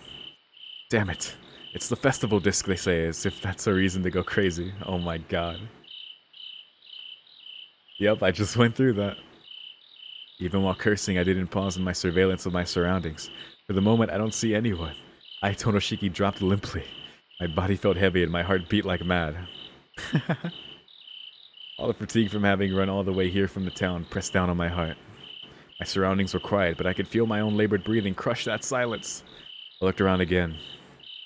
Now that I was looking, I could tell that I was back on the Tono Estates.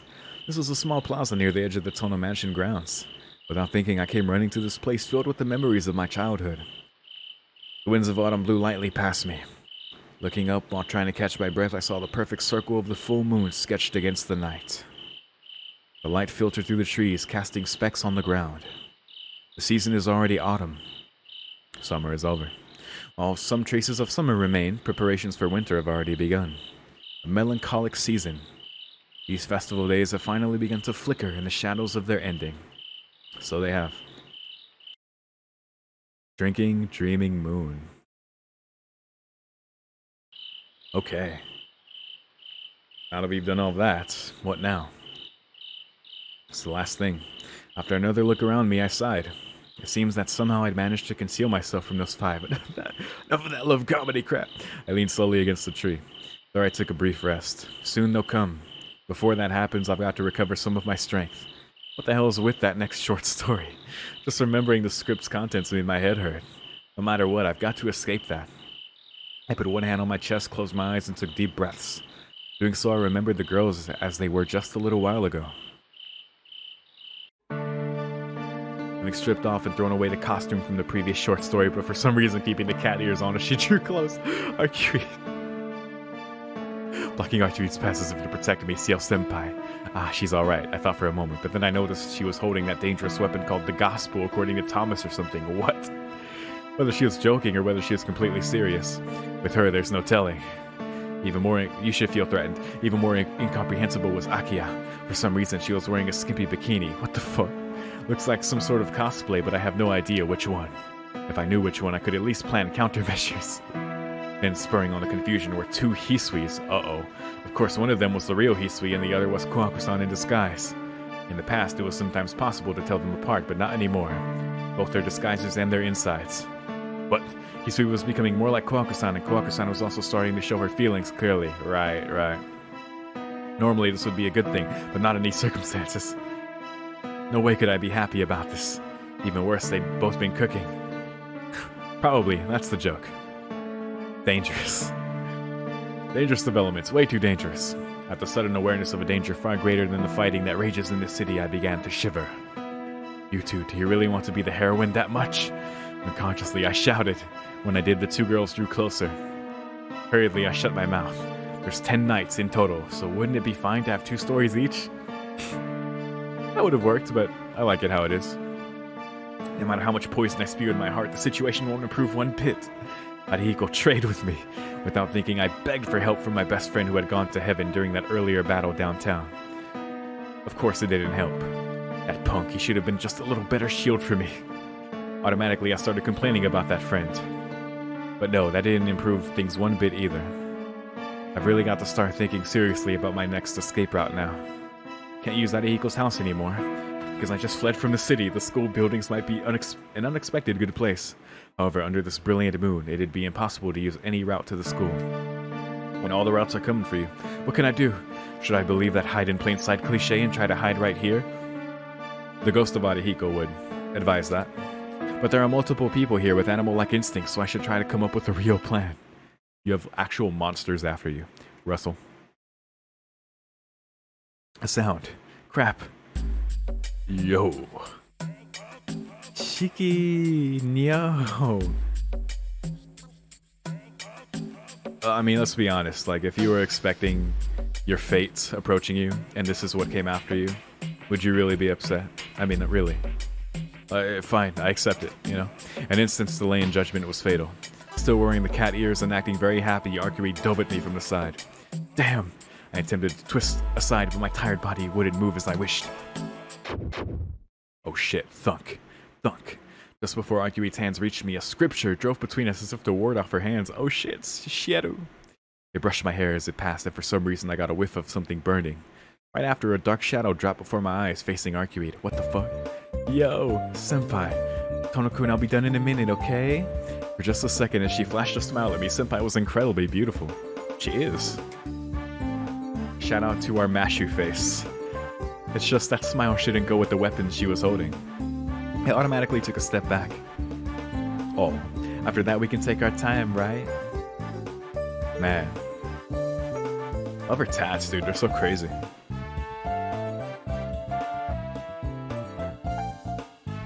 Saying only that, she slowly turned her face towards Arcuri. Her pink tongue slowly slid across her upper lip. Oh, damn. Senpai, there's no porn allowed right now. Jesus. During my distraction, I'd taken one step then another, back. I glanced to the sides. Unfortunately, there was only one path left open for me. Nothing to do but flee towards the mansion. Summoning my strength, I ran off as fast as I could. Shiki-sama. Oh god, the two of them, my body which had started to flee again, instantly froze. I heard two of Hisui's voice in perfect harmony. I couldn't help but sigh. I didn't want to look, but I still turned in that direction. Sure enough, two Hisui stood there. Furthermore, each of them was holding forth a platter overflowing with strange things that were definitely not food. Should I run? No, of course I'll run, but where to? Oh my god, this is cursed. Boom. Bam. Screech. I like how this is what we're ending the VN with. It's like, oh, you've done the summer festival thing, summer's ending, that real wholesome message. Great, now have this, nice. That ended with a bang. From behind me, as if to mimic my thoughts, came the disturbing sounds of battle. The Isuis took another step, closing the distance. Oh goodness. Sliding forward they came. Pushed back by their spirit, I slowly backpedaled. Their eyes are both sapphire. Where's Amber? Thump. My back ran into a tree. I couldn't retreat anymore. Stop. Isui, stop making those eyes. Or rather, both of you, please stop looking at me like that. Do I really have to eat that? If I eat, you'll stop, right? Is it a plum sandwich? If I eat, I finally surrendered. But somehow having it turn out like this gave a somewhat refreshing feeling. I don't have to run away anymore. I can just take a nice nap. Actually, just fainting though. Those thoughts fogged my mind. This is just like a nightmare. This is like a fever dream. But what are you doing to my niece-san? I heard Akia's voice from above. Dude, just like Thanatos flower or whatever. This is just straight up Shiki's dream. This is what his dream would look like. I heard Akia's voice from above. Next, a lightning bolt. Lightning bolt. Oh my god. This is from Imogiri-so. Oh my goodness. Nissan, you idiot. As my consciousness faded, the last thing I saw was a demon girl wearing a tiger-striped bikini. Oh goodness. So that was your cosplay, huh? What is that? What is that cosplay of? Black smoke puffed from my lips and I collapsed. This is a reference from the beginning of the 2000s. I'm never getting that. I think the oldest anime I've seen at this point, I think that would still be Evangelion, no? What's the oldest anime I've seen at this point? When did Bebop come out? I think that was after. Must be Evangelion, whatever. Huh? I woke up in the same place. A dream? Don't tell me it was all a dream. Me and that stupid cliche. It's always a dream, buddy. It's always a dream. And of course, that was actually Shiki's dream. Called it. Me, that stupid cliche? I shook my head in amazement. Nasu's self-awareness. A look around revealed no signs of anyone else, just me sitting in the middle of a clearing. Seems like I fell asleep during a rest break. I don't run, I thought, but because of the weariness permeating my body, it was just too much trouble to move. I looked up at the moon. Ah, the moon shining as beautifully as always. Light gusts of wind coolly caressed my face and rustled the leaves of the trees. I don't know why, but my heart felt calm. It's already been a full month since the start of the festival period in mid-August. Ever since then, I don't think there's been a time I felt this restful in my heart. It had been just one crazy event after another. Amidst this quiet, those days seemed so very distant. Oh yes. It's not that I dislike that sort of tumult.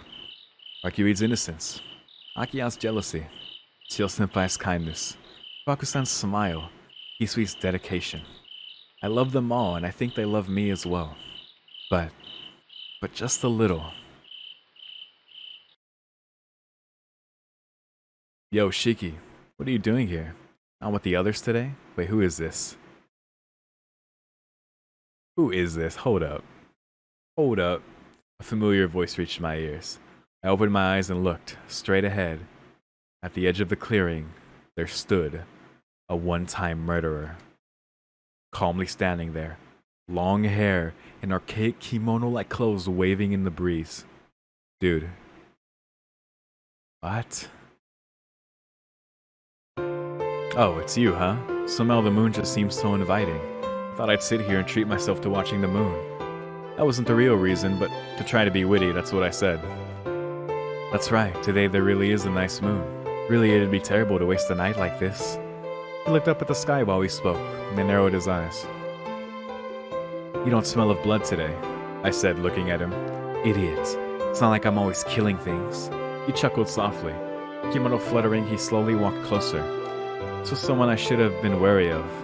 But for some reason, I just didn't feel that way. And quit it with the it's you stuff, will ya? After I took all the trouble to come see you today. Finally, his feet stopped. He'd arrived before me. Something was different about him, I realized. Sorry. I'm glad to see you. Me too. Glad you're looking good, Shiki. Finished with the courtesies, he sat heavily. Hey man, that's one depressed mug you're wearing. I don't think I know who this is. Or I don't think I figured it out yet. Kimono with long hair. I know he said a one-time murderer.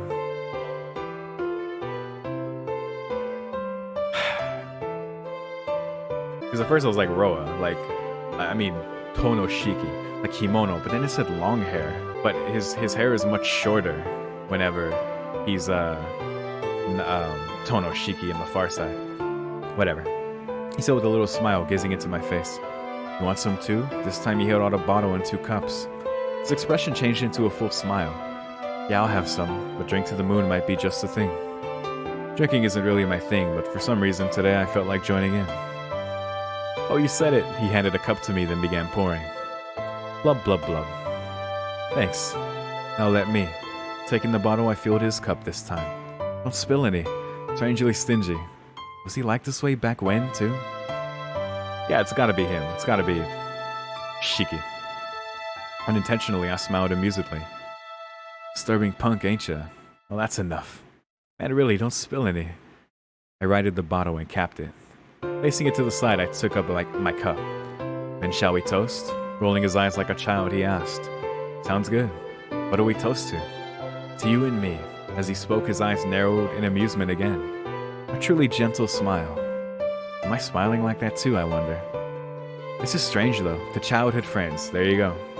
To true friends. Cheers. Clink. We touch cups. A reunion.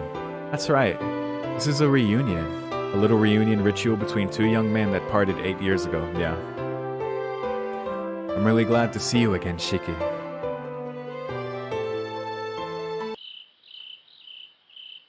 Man, what circumstance led to this, eh? I'll take it, but... Huh. That reminds me. He quietly spoke up. We used to play here a lot. Nostalgically smiling, he looked around. Here and there, this place was full of memories. The cherry blossoms of spring, heat of summer, the falling leaves of autumn, the snows of winter, too. Together with him, Akiya, and Hisui, there were so many memories of the 4 of us here. Opening half-closed eyes, he turned towards me. Hey. What? Is everyone doing okay? Yeah. Everyone. Me, Akiya, Hisui. Probably Kohaku-san, too. With a smile, I answered. Akiya has become more cheerful. Heh.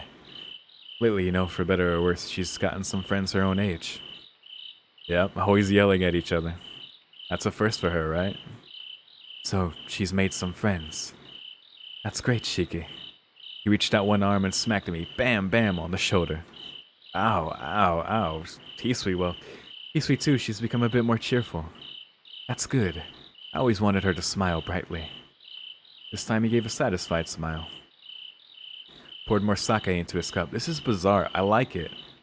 Because yeah, they're childhood friends, but this scenario that this is happening in is so, strange. It seems like we're, on the other side of... I don't even know when this could even happen, but... I'll take it. It's just curious, It's like this could only be reached by going through the whole game to somehow get here.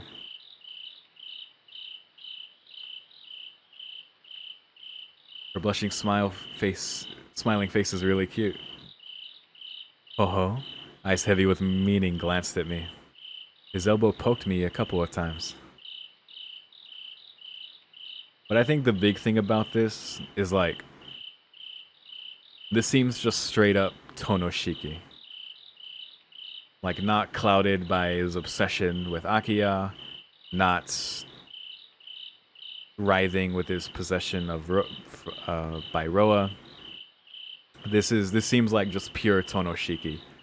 Genuinely wondering how everyone's doing, enjoying sake with his childhood friend, like for the first time. This seems like what this is, which is really cool. Zobo poked me a couple of times. Because look at them, they're being all playful, you know, it's two friends drinking together for so long, you know. Kohaku-san. Deliberately I cleared my throat. Kohaku. His eyes were utterly serious. She started to smile. When he heard that, his expression collapsed. With a large nod, he pushed his face into his hands and gave a great sigh. I see, I see, I see. His voice was loud and happy, and he nodded repeatedly. Dude, that's, yep. I feel you. Are you that attached to Kohaku-san? Reacting to my question, he opened just one eye and looked this way. A smile floated around his lips. Me? To Kohaku? Yeah, that's how it looks.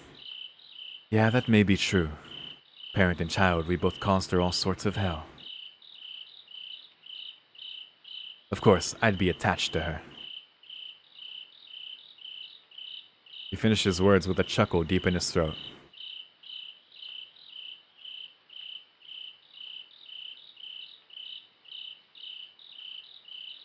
By the way, what are the white thing and black things I've seen going in and out of the house?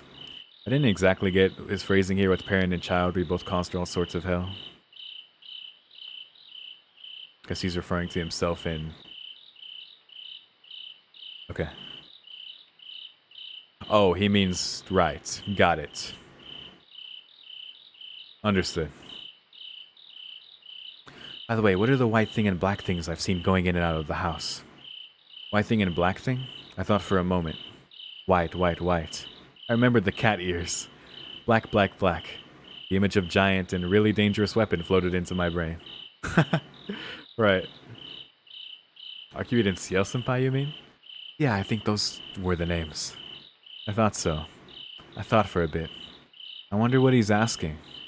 Vampire? Vampire hunter? Nah, that's not what he means. Important friends. Mine and Akia's. Mentioned them earlier, didn't I? As if satisfied by something, he nodded repeatedly. Yeah, this isn't about vampires, this isn't about none of that anymore. This is just a normal conversation. So, friends and rivals like that, huh? Rivals? Why rivals? You're always like that, Shiki. He gave an exaggerated sigh. Anyways, you guys are living happily, right? Yeah, it is like that, I guess. I thought about his own situation and my heart hurt. That's exactly what I was thinking, man. Because no matter what, the real Tonoshiki is always alone. There's no scenario where he's not alone. But he didn't say even a single resentful word. I'm glad. I'm really glad. Just that and nodded. Hey, Sorry. What for? He poured himself some more sake. Before we talked about old friends, right? Oh, that. The image of him drinking coffee and talking about old times overlaid his current image. That's right. I remember talking about that once. That guy, how to say it. He never had anything of his own. So, he looked like he never wanted anything. That was, terribly aloof. Although aloof is just another name for lonely. That's why I couldn't help but worry about him. I think that he'd said something like that.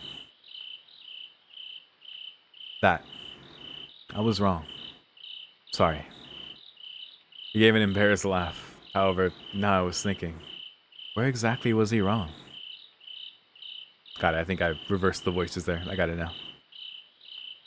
Why? Idiot. Think about that yourself.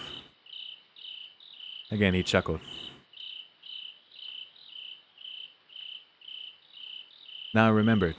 He's always been like this. He was never the type to give you everything. That's why I always liked him. Blub, blub, blub. I realized he was pouring more sake into my cup. I refilled his cup too. I want to drink sake with a buddy. Talk about shit. Under the moonlight, you know? I don't know, it just seems chill. Give me a hint, at least. Yeah, somehow the sake just hits the spot. Okay then. It's me. Huh? Think of the rest yourself. Laughing, he put his cup down next to him, then laid flat on the ground. Aloof is another word for lonely. I think, yeah, it just applies to him now. Is that why he's wrong? Because it's him instead of Cheeky. You know what I mean. I too quaffed the contents of my cup, then put it aside and laid down. To my flesh body, the ground felt pleasant. Under my back came the rustling of early fallen leaves. I could hear my own sigh echoing around me, looking up the whole wide starry sky. What's with you? That's depressing. He laughed. I too started laughing. Why? I don't know, but it was funny. Together laid down, we laughed. Don't know why, but I just couldn't stop. Why? Are you laughing? You're laughing too. For a little while, we just kept laughing like that. That's tight. I like moments like that. How much time passed, I wonder. Eventually, our laughter paused. A pleasant tiredness, and a kind of ennui. Hey, a voice. A serious voice, unlike any before. What? Naturally, my voice sharpened too. I wonder what he's going to say. Don't worry about it anymore. Those were the words I least wanted to hear.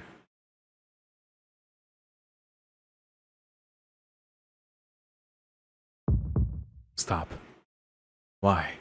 This was... Say anything more. Why not? Rather, he was... just my... dream. Right? Dream. My dream. A product of my mind, a convenient phantom. Of an impossible long-lost... Okay, got it. Got it. Holy shit. Of a present that can't be wiped away, and of a future that could never come to be. A future that I closed off with my own hands. Right, because this is after everything. He took care of him. This could never happen. Our two childhood friends, it could never happen again. Why do you think that? He was still chuckling. Why, huh? That's because you're trying to cheer me up. That's right. That's what he's doing. Because you're not the you I know. Him from 8 years ago, maybe. But the present him is not someone to speak kind words to me, exactly. This is Tonoshiki. But, like, it happening now, of course it's impossible. Because he's an unabashed mass murderer. Yeah? So you can't accept that the current me isn't a butcher? To tell the truth, no. Can't even think of me as a ghost whose sanity returned when he died? He gave a twisted smile. Holding one hand to his eyes, the other out in front of him, he laughed. Still so young, yet so ingenious. It's normal, I think. Normal. It should be normal. No matter how much you call it self-defense, that the person whose future was sealed with my hands would say to me, don't worry about it. Almost like asking him to forgive himself, right? To don't worry about what was sealed away when you did that, right? Of course he had to. Shiki had to, right? Everything's to resolve. To stop the murderer that was Roa. But, you know, what of Tonoshiki, right? The vessel. The one who could never, like, have this again. Fucking sucks, man. If this isn't some convenient dream, then just what is it? Okay then, how about this? He sat up and looked down at me. What do you think of the world? The world? Yeah. Do you think reality is wonderful? Or do you think that there's no proof that this actually exists? Reality, huh? The everyday world I live in. Can I really prove that it actually exists? Or are we in a visual novel? And if everything were an illusion, that what I think is reality would in truth be a hallucination and quite distant from true reality. Is what I see with my eyes reality? Is what I hear with my ears reality? Or maybe. No one can prove that reality is reality. Well said. In other words, the world exists inside of people. Understand so far? Meaning that the him here is one that still exists within Shiki. And that is reality, defined that way. Like if that's the world, that's reality, then this is reality. My gaze still pointed to the sky.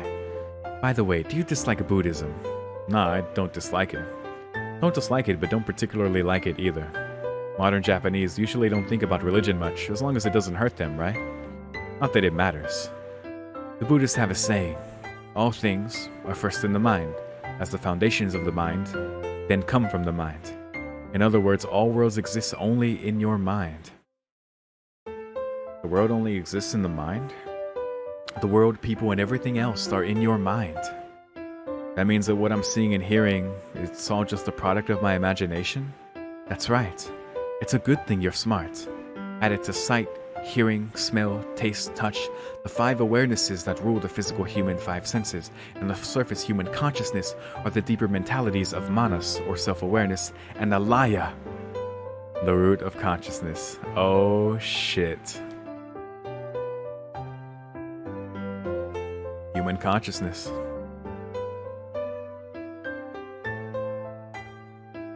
This is so interesting. These 8 mental functions form everything in the world. Like he's saying that's the world. Oh my god. Or so they say. Yeah, so they say. Huh. I never, like, for that to... Because yeah, like, before, when you say like the world in Nasuverse terms, you can mean Gaia, you can mean Alaya. And in this sense with Alaya, like defining like reality or what, like it means like within your mind, it exists within your mind, and then going to like the senses, self-awareness, and then the root of consciousness. And all that is everything in the world. These 8 mental functions form everything in the world, or so they say. Unfamiliar words. I asked for an explanation. Manas, Alaya. Yeah, those 2 are the so-called deep mentalities. Manas is the subconscious that influences the surface consciousness. I did not know about Manas though. That stream of consciousness thing. Alaya is. Okay, that's what Manas is. Yeah, it's the source. Source. Yeah, everything that's ever happened to that human. Things seen and heard. A gathering, collection of all of those. It's the thing that provides impetus, motive to the other 7 mental functions. To sum it up in one word, it's the act. Act. Of course, those 8 functions don't have a fixed shape. They interfere with each other, and each situation shapes the one after it. Okay. Right then, something seemed to flicker in my heart. If one's heart is formed like that, then... Inversion impulse. The thing that inverted him was his own... Wait, what? That's right, Shiki. What was inverted in my heart was most likely Alaya. What? What the fuck? Inverted Alaya. What? Inverted acts. The remaining 7 unchanged, only their impetus inverted. And those 7 were dragged along. All of those mental functions from the next act. And that act was, for him, there was no going back. I see. You understand? I gotta be honest, I don't think I'm really grasping this, but I'm listening, I'm reading. Yeah, I understand both this world and you, but I still don't know if you're the real you. I understood that everything might be a dream. I understood what happened to him too. But I still don't understand why this present him would appear. That's the big thing too, but all of this, huh? See, this is like, when Nasu gets into this kind of explanation, it's hard to wrap my head around. Like at the root of it, like this here, I was grasping. Like these are the functions. This is what, like, in terms of like our reality, like everything that makes up the mental functions. Alaya is the root of it. It is the act, the source. Okay. But then when you go to inversion alaya, when that is inverted, when the source is inverted, the remaining were unchanged, but their impetus inverted. Alaya is the impetus. It's the motive to all the other 7 mental functions. So, of course, when that happened to alaya, which is that part of, again, it's like it's so funny, like with my understanding of alaya before, that what I understood is what I really didn't even understand about it, that the collective consciousness of humanity, you know? But to this, like on an individual level, like what that means and what that meant for Shiki as far as his inversion, like what the fuck? I still don't understand why this president would appear. Even if he is the real thing, should he still be that murderer? Damn, you are slow. I guess I am. He ran his hands through his hair, and he gave a single sigh. Did you forget about your own eyes? Oh, okay. Eyes. The mystic eyes of death perception. Those eyes that can see fate, especially a fated death. And the power to substantiate that final result. Eyes that see death won't see anything, right? If your eyes were truly the mystic eyes of death perception, then yeah, that'd be true. Were truly? He closed one eye, then looked at me. Have you ever thought that? Makes sense, doesn't it? You know what? This was broken down to me. Aeromorph, I think you talked about this with me in the comments before, about Shiki's eyes, the difference in his eyes, and like kind of the root of why Shiki's, like, why his are always active, right? Like Ryogi has that control, right? Can activate them. It's more like, but for Shiki, like, for him to them always be on, and like for his like to function the way they do, like for him to see the death of everything, like that shit would drive you crazy, you know? But you know, so like that shit is crazy, you know? Even Ryogi has to adjust to see like deaths of like certain things, to believe in that death, and then to achieve it with that. And she did. She achieved some crazy shit, you know? Because you are your eyes, and because they've been exposed to death for so long, you've gained the ability to substantiate the very concept of death. Because of that exposure to death, the me that is my eyes can understand death? Okay, that makes sense. In other words, my eyes aren't strictly the mystic eyes of death perception? Yeah. Come on, you've seen Akiya's hair, right? Akiya's hair. A hair that can absorb anything. That crimson far deeper than merely red, crimson hair. Yeah, I've seen it. Your eyes are originally eyes like that. That's something you should be saying, though. He slowly turned around. His expression tightened and his eyes shone unhesitantly. Seeing him like that, I was overcome with shock. You're talking a lot today.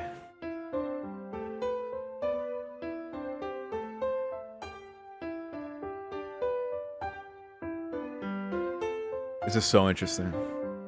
But yeah, more about Shiki's eyes, like more like how his evolved, and of course his influence from Kiri. Like his like there's a lot there, right? I'd have to go back to that comment. But yeah, this is some crazy shit, dude. He finally muttered. He gave a twisted smile. With a great exaggerated waving of arms and body, he dropped into a begging pose. But then also contextualizing like the eyes, like with this whole talk about Alaya and stuff, and even his comparison to Akiya's hair, I don't really get that. If he's using the Alaya, inverse Alaya thing again to say that, because it's Akiya's, that's her inversion, but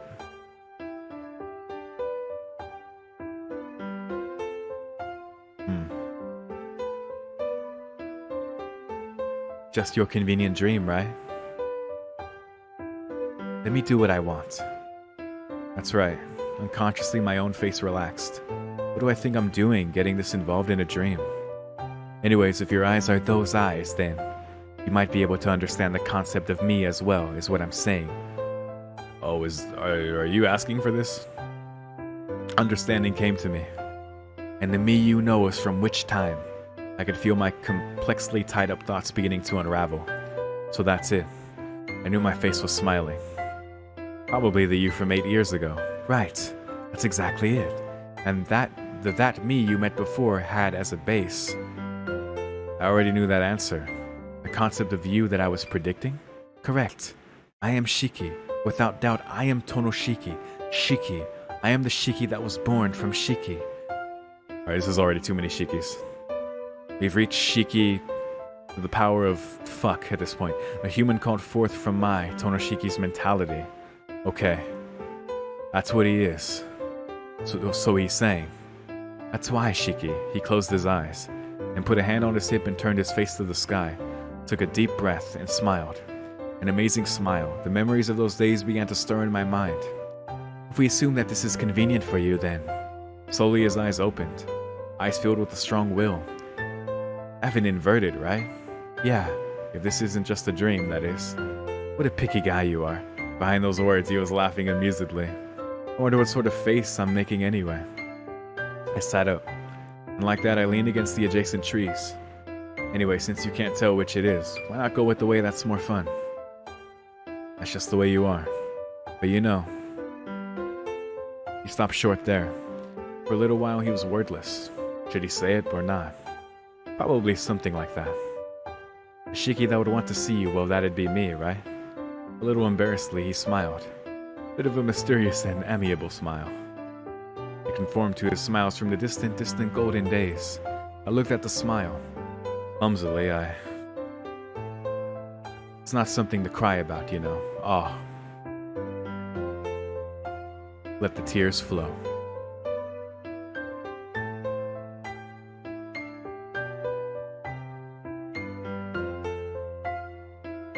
Was I sad? Of course. Was I happy? Of course. Why? Because this was what I wanted. Even if it's just a dream? Of course. Because even when I lost this, I couldn't cry. It's fair enough. Why are you crying? Even while crying, I was laughing. I couldn't control my own heart. One after another, the tears overflowed. I raised my head and wiped away the tears with my hand. I realized that he too was hiding his face. Aren't you crying too? Face hidden, he didn't answer. His long hair was waving oddly. His shoulders too were shaking a little. Drip. Shining in the moonlight, a single drop fell. He wiped tears away with his hand, then looked back at me.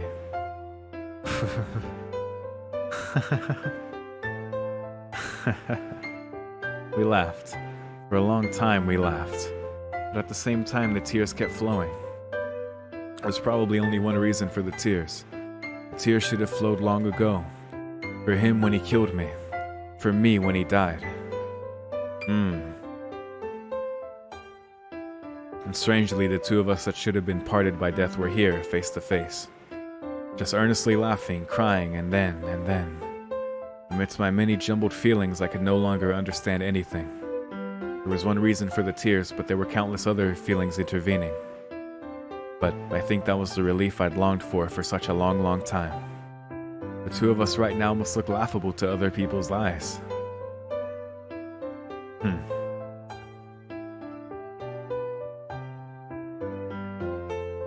Yeah, this was needed. Like, despite that, of course, all this, yeah, it's a complex thing, man, but this definitely needed to happen at this point. It's crazy that it did. That doesn't matter. The truth about people tends to be shameful after all. A hallucination, a dream, or even if it's laughable. Because I finally found the truth. And that's how I, finally, cried for his death. Damn, dude. There it is, okay. Finally got to mourn Shiki. I realized that at some point the moon had almost disappeared from the sky. Seems like we spent a long time talking. The moon. Yeah. Stood looking up at the moon. About time for me to go. As he spoke, he walked to my side. Along the way, he glanced into the sake bottle he was holding. Looks like it was empty since he quickly lost interest in it and placed it at his feet. Finally, may I ask one thing? Unusually for him, he asked discreetly. Since I had no reason to refuse, I agreed. Sure. What? Last time we met, you said that it wasn't us that were twisted, but the world that was twisted, but... Yeah, that did happen. Although that time I was Nanaya, and I think I was completely being dragged along by his consciousness that I was bound to. But I do remember the conversation about the world being twisted in some comparison to German boxer dogs. What do you yourself think, Tonoshiki? I was a little surprised. Probably he's realized it too. Nah, given that this is him, he'd obviously understand. Why, well, that's because he's my friend. The answer was obvious. Back then, we were the ones that were twisted. Why? Because right now, we're the boxers. We're fucked up, bruh. People can't accept survival of the fittest. I believe that. All lives are equal, and I believe in the right of people to live. However, in the real world, it's sad, but that survival of the fittest attitude prevails. To escape that strife, people form groups. Of course, that's not the only reason people gather. Because being by yourself is lonely, Sheep have herds. Once there was a wolf that wanted to make friends with sheep. To do so, that wolf had to obey the rules of the herd. If the wolf should follow the rules of wolves while amongst the herd of sheep, then the herd itself would collapse, and that wolf in the end would not be able to befriend the sheep. However, even should the wolf join the herd of sheep, it should never doubt that it has fangs. To try to live while denying its own fangs would be nonsense, because the sheep accepted the wolf. So the wolf needs to obey the rules of the sheep. Should it sharpen its fangs? Should it not sharpen its fangs? Should it be forbidden to fight with other wolves? There are things for the sheep to decide. Those are things. Eventually, there was a German boxer hound. The boxer wanted to be friends with the sheep. Something like that. There was no way for the sheep to become boxers. Why? Because a taste for conflict or a dislike of it is a nature born from many situations. Besides, my eyes are an inherently furnished power, just like the wolf's fangs. We. What group is it that we wish to belong to? No need to ask. A precious family waiting for me at Notono Estates. Yeah, that's the herd right there. A rambunctious and innocent princess. That gently smiling senpai. And that boisterous common every day and the people in it. There it is. I have fun with vampires, so has that group rejected me? No, it hasn't. I want to be a part of the group. I wish to be a part of that world. And so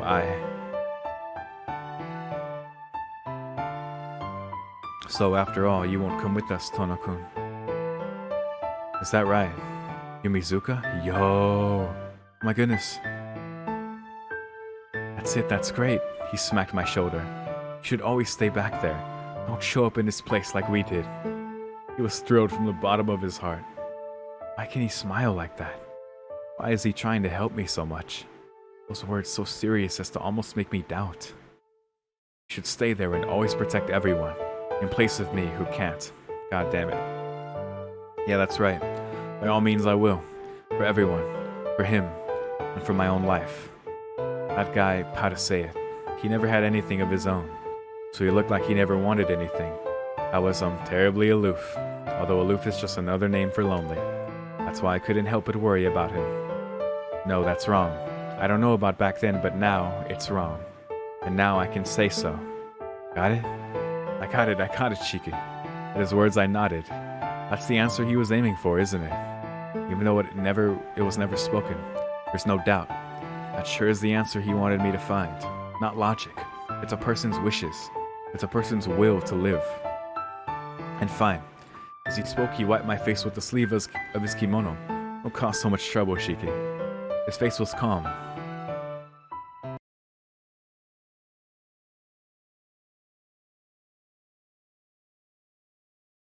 That was really cool. I gotta say, a lot of that I had a hard time understanding.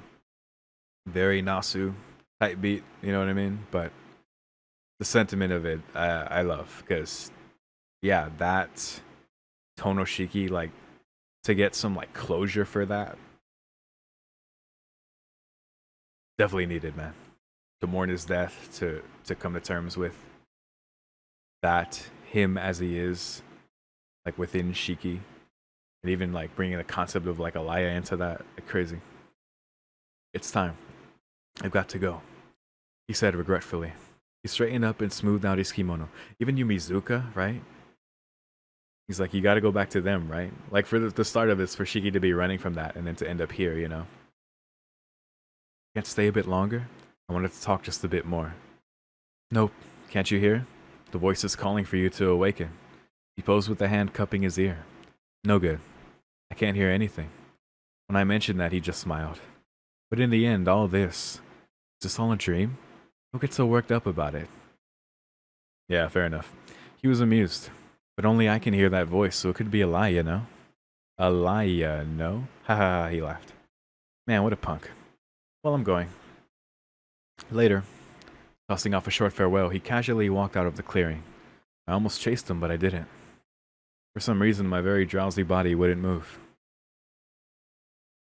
Will we meet again? I could only manage a strained voice. Who knows? Won't we? He didn't turn around.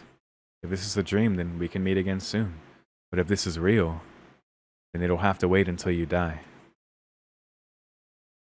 I was growing sleepier by the moment. Yeah, that's right. Oh man, I'll give you a big hint. A hint? I couldn't keep my eyes open anymore. My consciousness was fading fast. That's how I feel now. I've been playing so long, man. His voice was growing distant. Yeah. I talked about Buddhism earlier, remember? The official title of what was Yuishiki, which means there is nothing but the mind. Did you know that? I did not. Can't answer, huh? Ah, well. Then a gift. I've got a message for you. Bye-bye, Tono-kun. Thank you. And see you again, someday. I'm glad I could drink with you. Then, well, I'll be praying that we meet again, you know? Well, that was nice. That is a cool, like, dream or real life, like, whatever, you know? To find him there, you know, from within Shiki. And, like, for Shiki to have that, because, you know, I always bring up how I pity Tono Shiki, right? Because he was so fucked. Like, with back then with Roa, inverting, but to even get new context behind that, as well as just straight up just closure about this future that couldn't be, about that loneliness. But even like with both of them, you know, to mourn like all that, you know. But as Tono Shiki, not the one that was plagued by all that stuff, but just straight up him, right? That was nice. Nissan. It's alright, Akiya-sama. He's just sleeping. My Shiki wouldn't die. My, Tono-kun doesn't belong to you. He is awakening. How can you tell? Grumble, grumble. Sorry, I tried to guess the voices. It was all my awakening self could do to understand Akiya's words. No matter how kick-ass I am, stuck in the middle of 5 noisy people, I'll wake up. How kick-ass I am. Vaguely, I opened my eyes, right after I caught sight of my surroundings. It's alright, Akiya. It's nothing.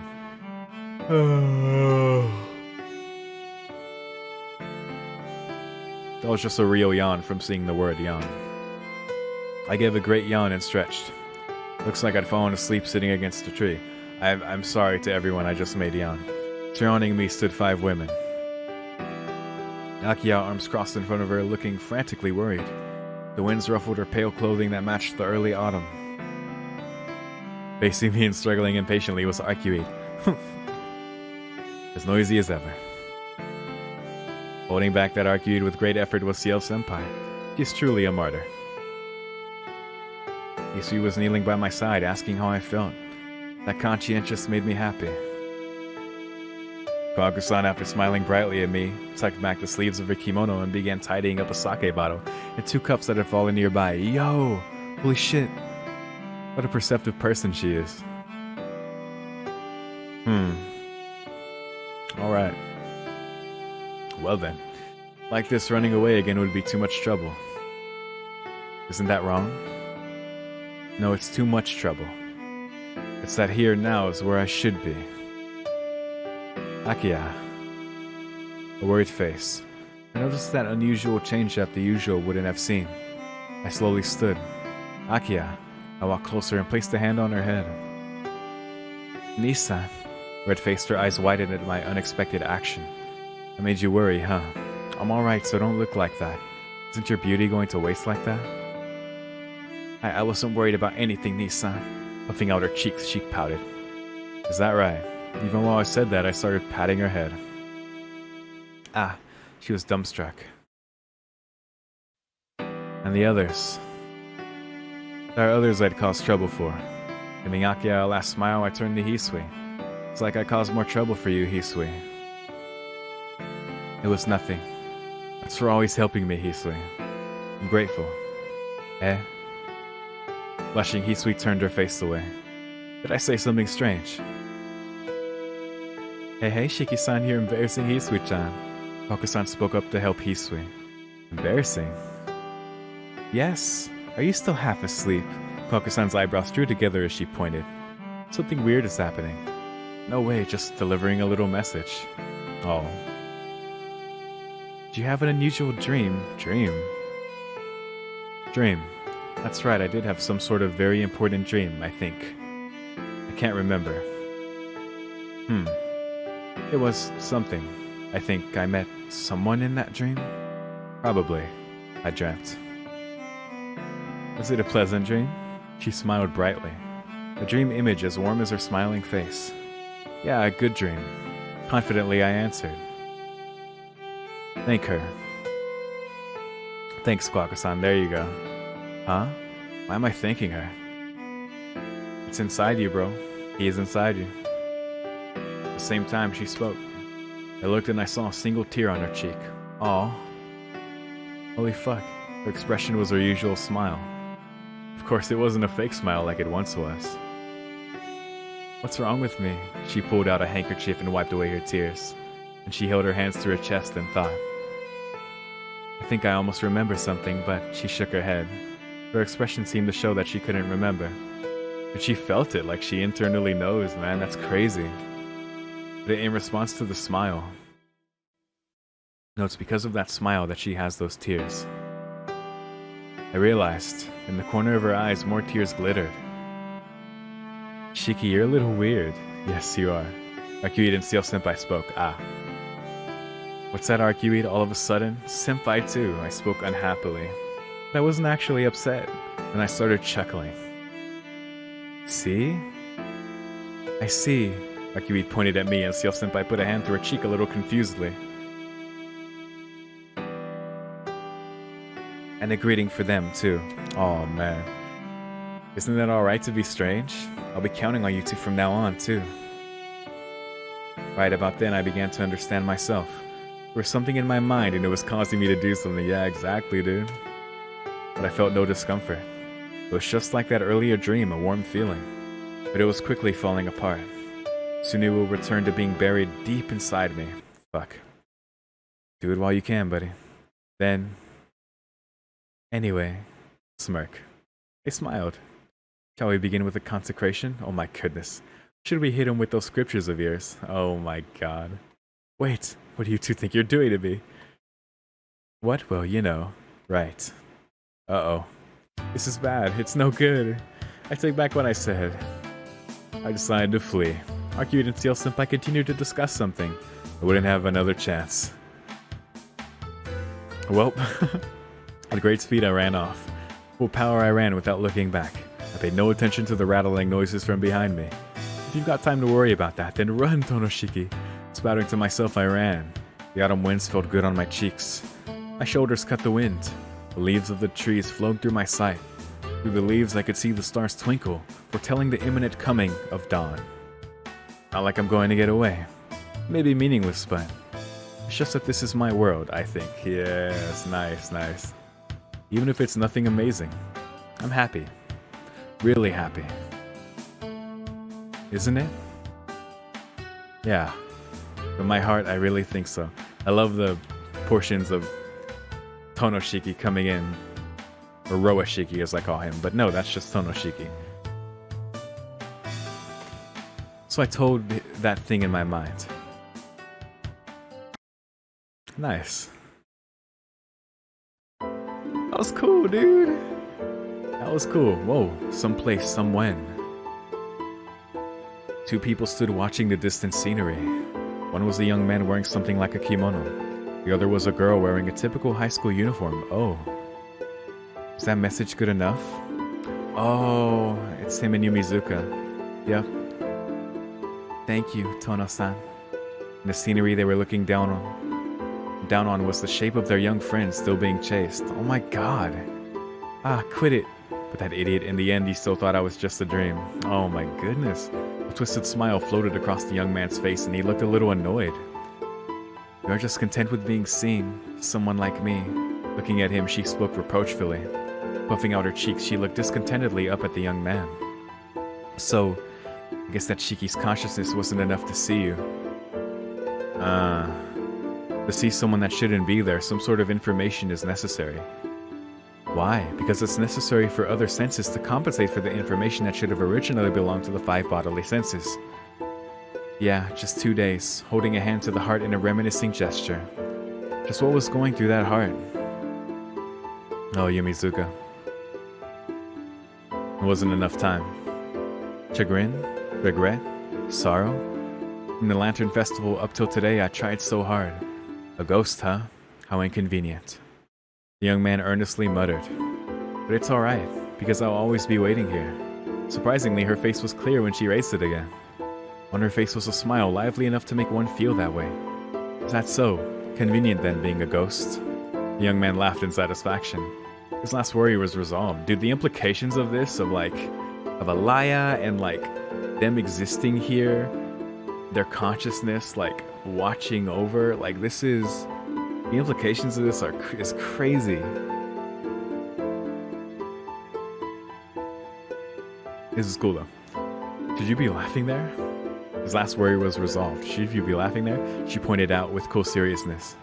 I heard you were a ladylike young woman, but, he said a bit embarrassedly. She teasingly laughed. And just where was I mistaken? Huh. He regretfully sighed. Probably from the beginning, she said with another laugh, then looked once more to the world below.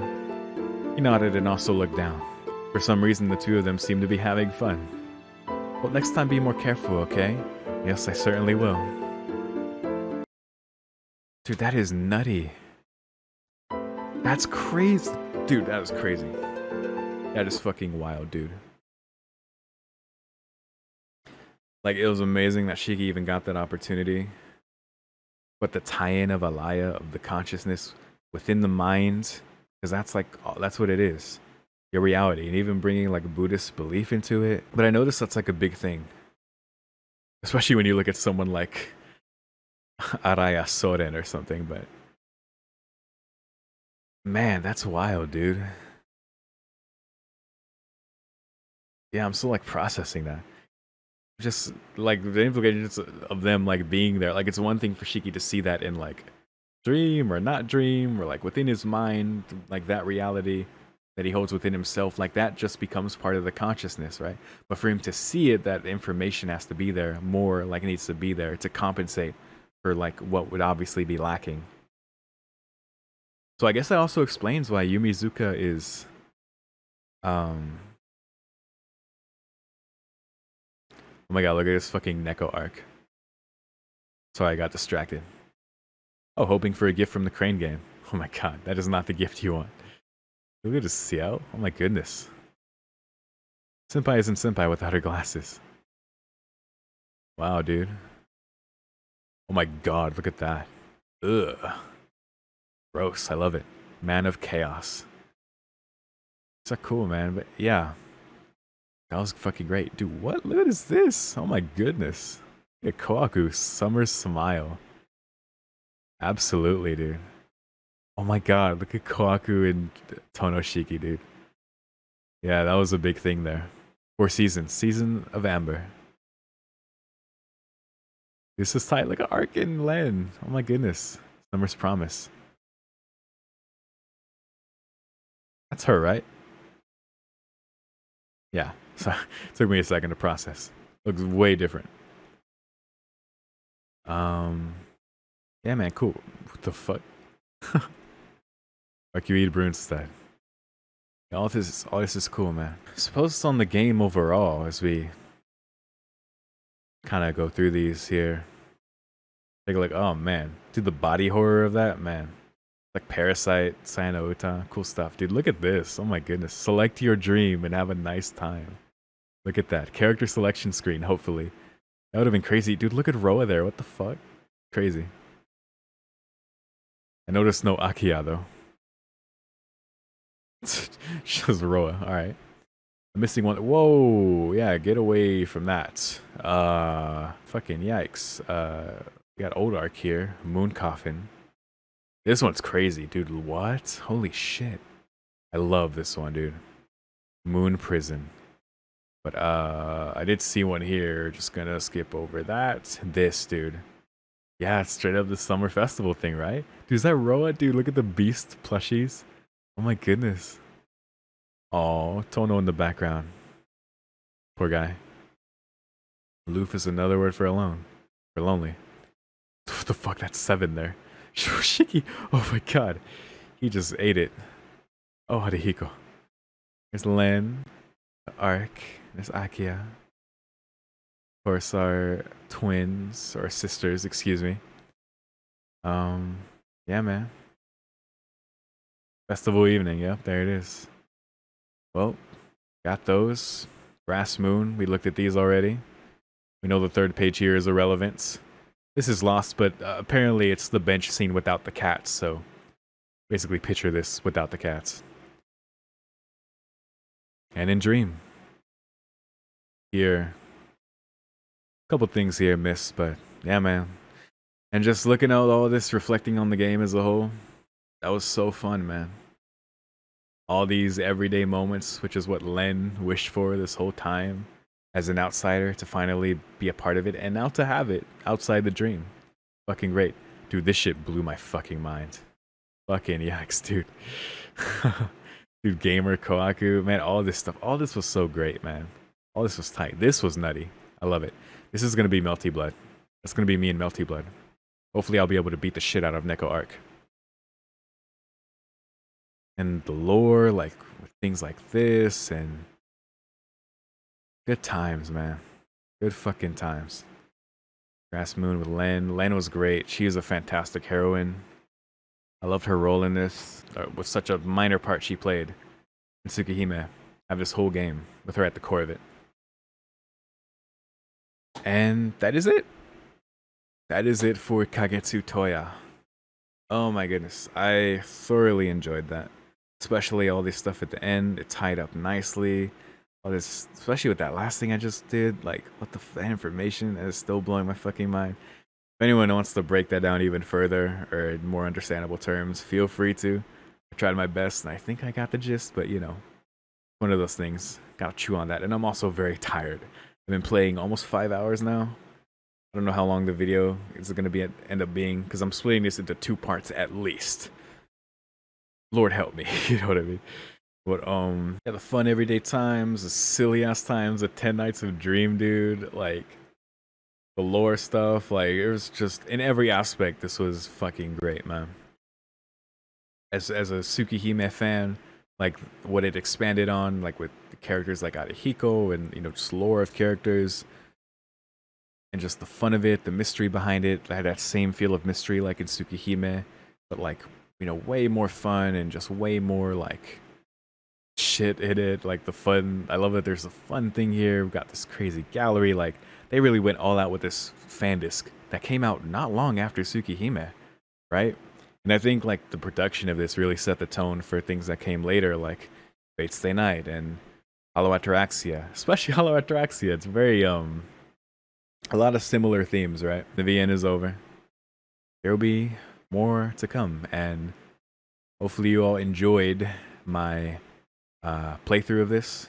I certainly did. I'm still hyped to go into Melty Blood, to go through those, and eventually Type Lumina. I mean, I'm going to play Type Lumina basically when it drops, but I'll probably be doing whatever old Melty Blood I'm on by that point, as well as that at the same time. But there's just so much shit to look forward to, man. Because once I go through those, I'm gonna watch Carnival Phantasm. So it's so cool, man. And with the remake, like getting a lot of hype, and man, it's just so much cool shit still, man. So I'm psyched, and yeah, I enjoyed this so much. And thank you once again for watching. If you have any thoughts about this part or these last couple parts, because I did this all in one go, feel free to share, and we can talk even more about the game in the comments. A lot of fun, man. So thank you once again, and that's it. Peace.